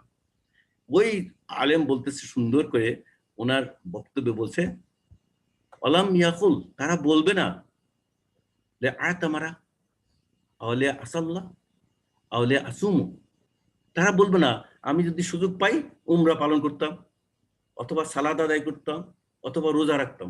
একটাও বলবে না। কি বলবে? কোরআন কাছে অ্যাটেন্ড করবো এটাও বলবে না, আরেকটা হজে যাবো এটাও বলবে না। কি বলবে? আলেমগণ বলে মৃত ব্যক্তিরা সাদাকার জন্য আফসোস করবে, হে আল্লাহ তুমি আমাদের সুযোগ দাও, আমরা সাদাকা করে আসি, তাহলে আমি, কারণ তারা এই সাদাকা করার জন্য আফসোস করে সাদাকা করবে, কারণ তারা সাদাকা প্রদানের ফলাফল তাদের মৃত্যুর পরপরই দেখতে পাবে। সুবহানাল্লাহ। অন্য ফল দেখেন আর না দেখেন, সাদাকা প্রদানের ফলাফল মৃত্যুর পর দেখতে পারবেন বলেই ওই মৃত ব্যক্তি আল্লাহকে আল্লাহ একটু সময় দাও, যদি সময় দাও তাহলে আমি দুনিয়াতে ফিরে যেয়ে সাদাকা করে আসতাম। তাহলে এই যে এখন যে আমার কিছু নাই, ওই সাদাকা করে আসতাম, ওই ওসিয়ত করে আসছে, আমার এটা আসতো আমার কাছে। এই জন্য সবচেয়ে বেশি আফসোস করবে মৃত ব্যক্তি সাদাকা করার জন্য। তো সাদাকার মৃত্যুর পরে সাদাকা কি? ওসিয়ত। সেই ওসিয়ত যদি আপনি লিখে না রাখেন, তাহলে আপনার সাদাকা যাবে কেমন করে? যাওয়ার তো কোনো পথ রাখলেন, সব পথ বন্ধ করে দিলেন, আপনি খালি হাতে চলে গেলেন। আল্লাহ আমাদের সেই অবস্থা থেকে পরিত্রাণ দেন, সেই অবস্থা থেকে মুক্তি দেন, যাতে আমরা এই বিপদে না পড়ি। আল্লাহ সেই কঠিন দিনে আল্লাহ আমাদের সাহায্য করেন। তো এখন কাজে আমরা বুঝলাম আমাদের করতে হবে, ওসিয়ত করতে হবে, করার উপায় নাই। স্যাম্পলস অফ ওসিয়ত নাম আমি 2টা স্যাম্পল লিখেছি। Any other way is also possible as per individual requirement. এই স্যাম্পলগুলি যে এইভাবে করতে হবে কোনো কথা নাই। এই স্যাম্পলগুলি আপনি অন্যভাবে করতে পারেন, আপনার রিকোয়ারমেন্টের উপর নির্ভর করে আর কি। সেইটা হলো ওসিয়তনামার নমুনা অন্য যে কোনো উপায়ে যে কোনো ব্যক্তি তার নিজস্ব প্রয়োজনে অন্যভাবে করা সম্ভব। আমি 2টা স্যাম্পল দেখাবো, একটা ইংলিশ একটা বাংলা। এটা হলো ইংলিশের স্যাম্পলটা, যেটা আমি নিজে করেছি, আমার নাম দেখতে পাচ্ছেন, এবং এটা বলছে most willingly have prepared this ওয়াসিনামা। দ্য ওয়াসিনামা is for the members of my relatives, of my ওয়ারিশ and relatives, আমার relative family, my family members and relatives like me. Everyone has to die one day. Therefore, I urge upon all to recite the Holy Quran by understanding and implementing the guidance of Allah subhanahu wa ta'ala in everyone's life by observing all the haqs of Holy Quran. সূরা বাকারা সবগুলি reference দিয়ে এগুলি ওসিয়তনামা লিখতে পারেন, লিখলে ভালো, না লিখলে ক্ষতি নেই, বাট আসল কথা লিখতে পারেন। এরপরে আমি এখানেও লিখেছি, যেটা আপনার লিখিত আছে, যে আমার যে সম্পদ আছে সেই সাদাকাত থেকে আমি বলছি যে আমার লাল কালি যে আছে দেখতে পাচ্ছেন, my son will be managing our leftover wealth for sadaqah Zaria in the manner prescribed in this ওসিয়তনামা। যে আমার যে সম্পদের যে অংশটুকু আমি সাদাকার জন্য করব সেটা এখানে মেনশন করলাম, এবং সেখানে আমার লিস্ট থাকবে। লিস্ট পরে আমার এই সব সম্পদের আয়ের থেকে, সম্পদ দিয়ে দিতে কোনো কথা নাই, আয় যখন আসবে সে আয়ের অংশ দিতে হবে। অ্যান্ড এখানে আমি যা দান করেছি আমার বিল্ডিং এর নিচের তলা ফর দিনী অ্যাক্টিভিটিস, আলহামদুলিল্লাহ, এবং এর সাথে আমি করেছি যে for the development Islamic education system BQS কথা আমি উল্লেখ করেছি, এবং সেটা 1/5 সম্পদ যদি আমি দেই তাহলে আমার 1/5 সম্পদটা সাদকায়ে জারিয়া হিসাবে যাবে ইনশাআল্লাহ। এটা হলো একটা স্যাম্পল, এটা আপনি করতে কোনো কথা নেই। ওই যে যিনি মাসালাগুলি বলছেন উনি না, আমাদের মুফতি উনি যিনি বলছেন উনি একটা নমুনা দিয়েছেন। বিসমিল্লাহির রহমানির রহিম। ওয়াসিয়া বা ইচ্ছানামা। আসসালামু আলাইকুম ওয়া রাহমাতুল্লাহ। ইন্নাল হামদুলিল্লাহি রাব্বিল আলামিন ওয়াসসালাতু ওয়াসসালামু আলা রাসূলিল্লাহ। অতঃপর আমি এটা ঠিকানা এই বলে সাক্ষ্য দিচ্ছি যে আল্লাহ ছাড়া কোনো ইলাহ নেই, তিনি একক। কোরআন আয়াত দিয়ে উনি বলেছেন, এবং সম্পূর্ণ নিজের ইচ্ছা। এই ওসিয়তটা হবে সম্পূর্ণ নিজের ইচ্ছায়, কোনো প্রকার বাহ্যিক চাপ বা প্রভাবিত এই ওয়াসিনামা আমার স্ত্রী, স্বামী, সন্তান, আত্মীয়, প্রিয় মুসলিমদের জন্য উদ্দেশ্য লিখছে। আমার মৃত্যুর সংবাদ শোনা মাত্র সকলে আমার জন্য আল্লাহ কাছে ক্ষমা রহমত। এভাবে করে লিখলেন। লেখার পরে পরবর্তীতে মৃত্যুর সময় রেখে যাওয়া সম্পদের কথা উনি উল্লেখ করেছেন। আমার মৃত্যুর সময় রেখে যাওয়ার সম্পত্তি 3/1 অংশ নিম্নলিখিত খাতে যেন ব্যয় করা হয়। উনি ওসিয়ত করে যাচ্ছেন, যিনি স্যাম্পল দিয়েছেন উনি, এটা কারো ওসিয়ত না, বাট স্যাম্পল। তো এর মধ্যে প্রথমে কি কি খাতে ব্যয় করো, ওর মধ্যে উনি দেখছেন বাংলাদেশ কোরআন শিক্ষা সোসাইটি বোঝার জন্য কোরআন একাডেমি, বিভিন্ন জায়গায় লিখতে পারে, এখানে আমি অ্যাড করেছি, but you can write anything. কোথায় কোথায় আমি দিয়েছি, কোন মাদ্রাসায়, কোন মসজিদে, কোন চ্যারিটেবল অর্গানাইজেশন, মুসলিম পন্থী হতে হবে। অবশিষ্ট সম্পত্তি আল্লাহ প্রদত্ত শরিয়া মোতাবেক ওয়ারিদ এবং বন্টন করতে হবে। এখানে উনি আল্লাহর মিরাসে আয়াত উল্লেখ করে বলছেন যে আল্লাহর শরীয়ত অনুযায়ী বাকি সম্পদ ব্যয় করতে হবে। ইসলামী শরীয়ত মতো ওয়ারিদের মধ্যে বন্টন ব্যবস্থা করেন। বন্টনের ক্ষেত্রে আল্লাহকে ভয় করবেন। মনে রাখবেন এই সম্পদ আমার সাথে যেমন যাবে না তেমনি আপনাদের সাথেও যাবে না। আর রিজিকের ব্যাপারে আল্লাহর উপর ভরসা করুন। আল্লাহ সর্বোত্তম রিজিক দাতা। এই দুটা স্যাম্পল আছে। আপনারা নিজেরাও লিখতে পারেন নিজেদের মন থেকে যে আমার সম্পদ এইভাবে আমি দিতে চাই, এটা আপনার ব্যাপার। এটা যে ফলো করতে হবে কোনো কথা নেই, বাট একটা গাইডলাইন হলো আর কি, আপনি দেখতে পারেন দুটো স্যাম্পল দিয়েছি। কাজেই আজকের আলোচনার পরে আমার এখন এই কথাগুলি বলতে খুব ইচ্ছা হয়, খুব ইচ্ছা হয়। সে কথাগুলি হলো সবার জন্য, আমার জন্য, আমার নিজের জন্য। বিসমিল্লাহির রহমানির রহিম। ইকতারাবা লিন-নাসি হিসাবুহুম ওয়া হুম ফি গাফলাতিন মুরিদুন। ইকতারাবা লিন-নাসি হিসাবুহুম ওয়া হুম ফি গাফলাতিন মুরিদুন। মানুষের হিসাব নিকাশের সময় আসন্ন, অথচ অথচ আমরা উহারা উদাসীনতায় বিমুখ রয়েছে।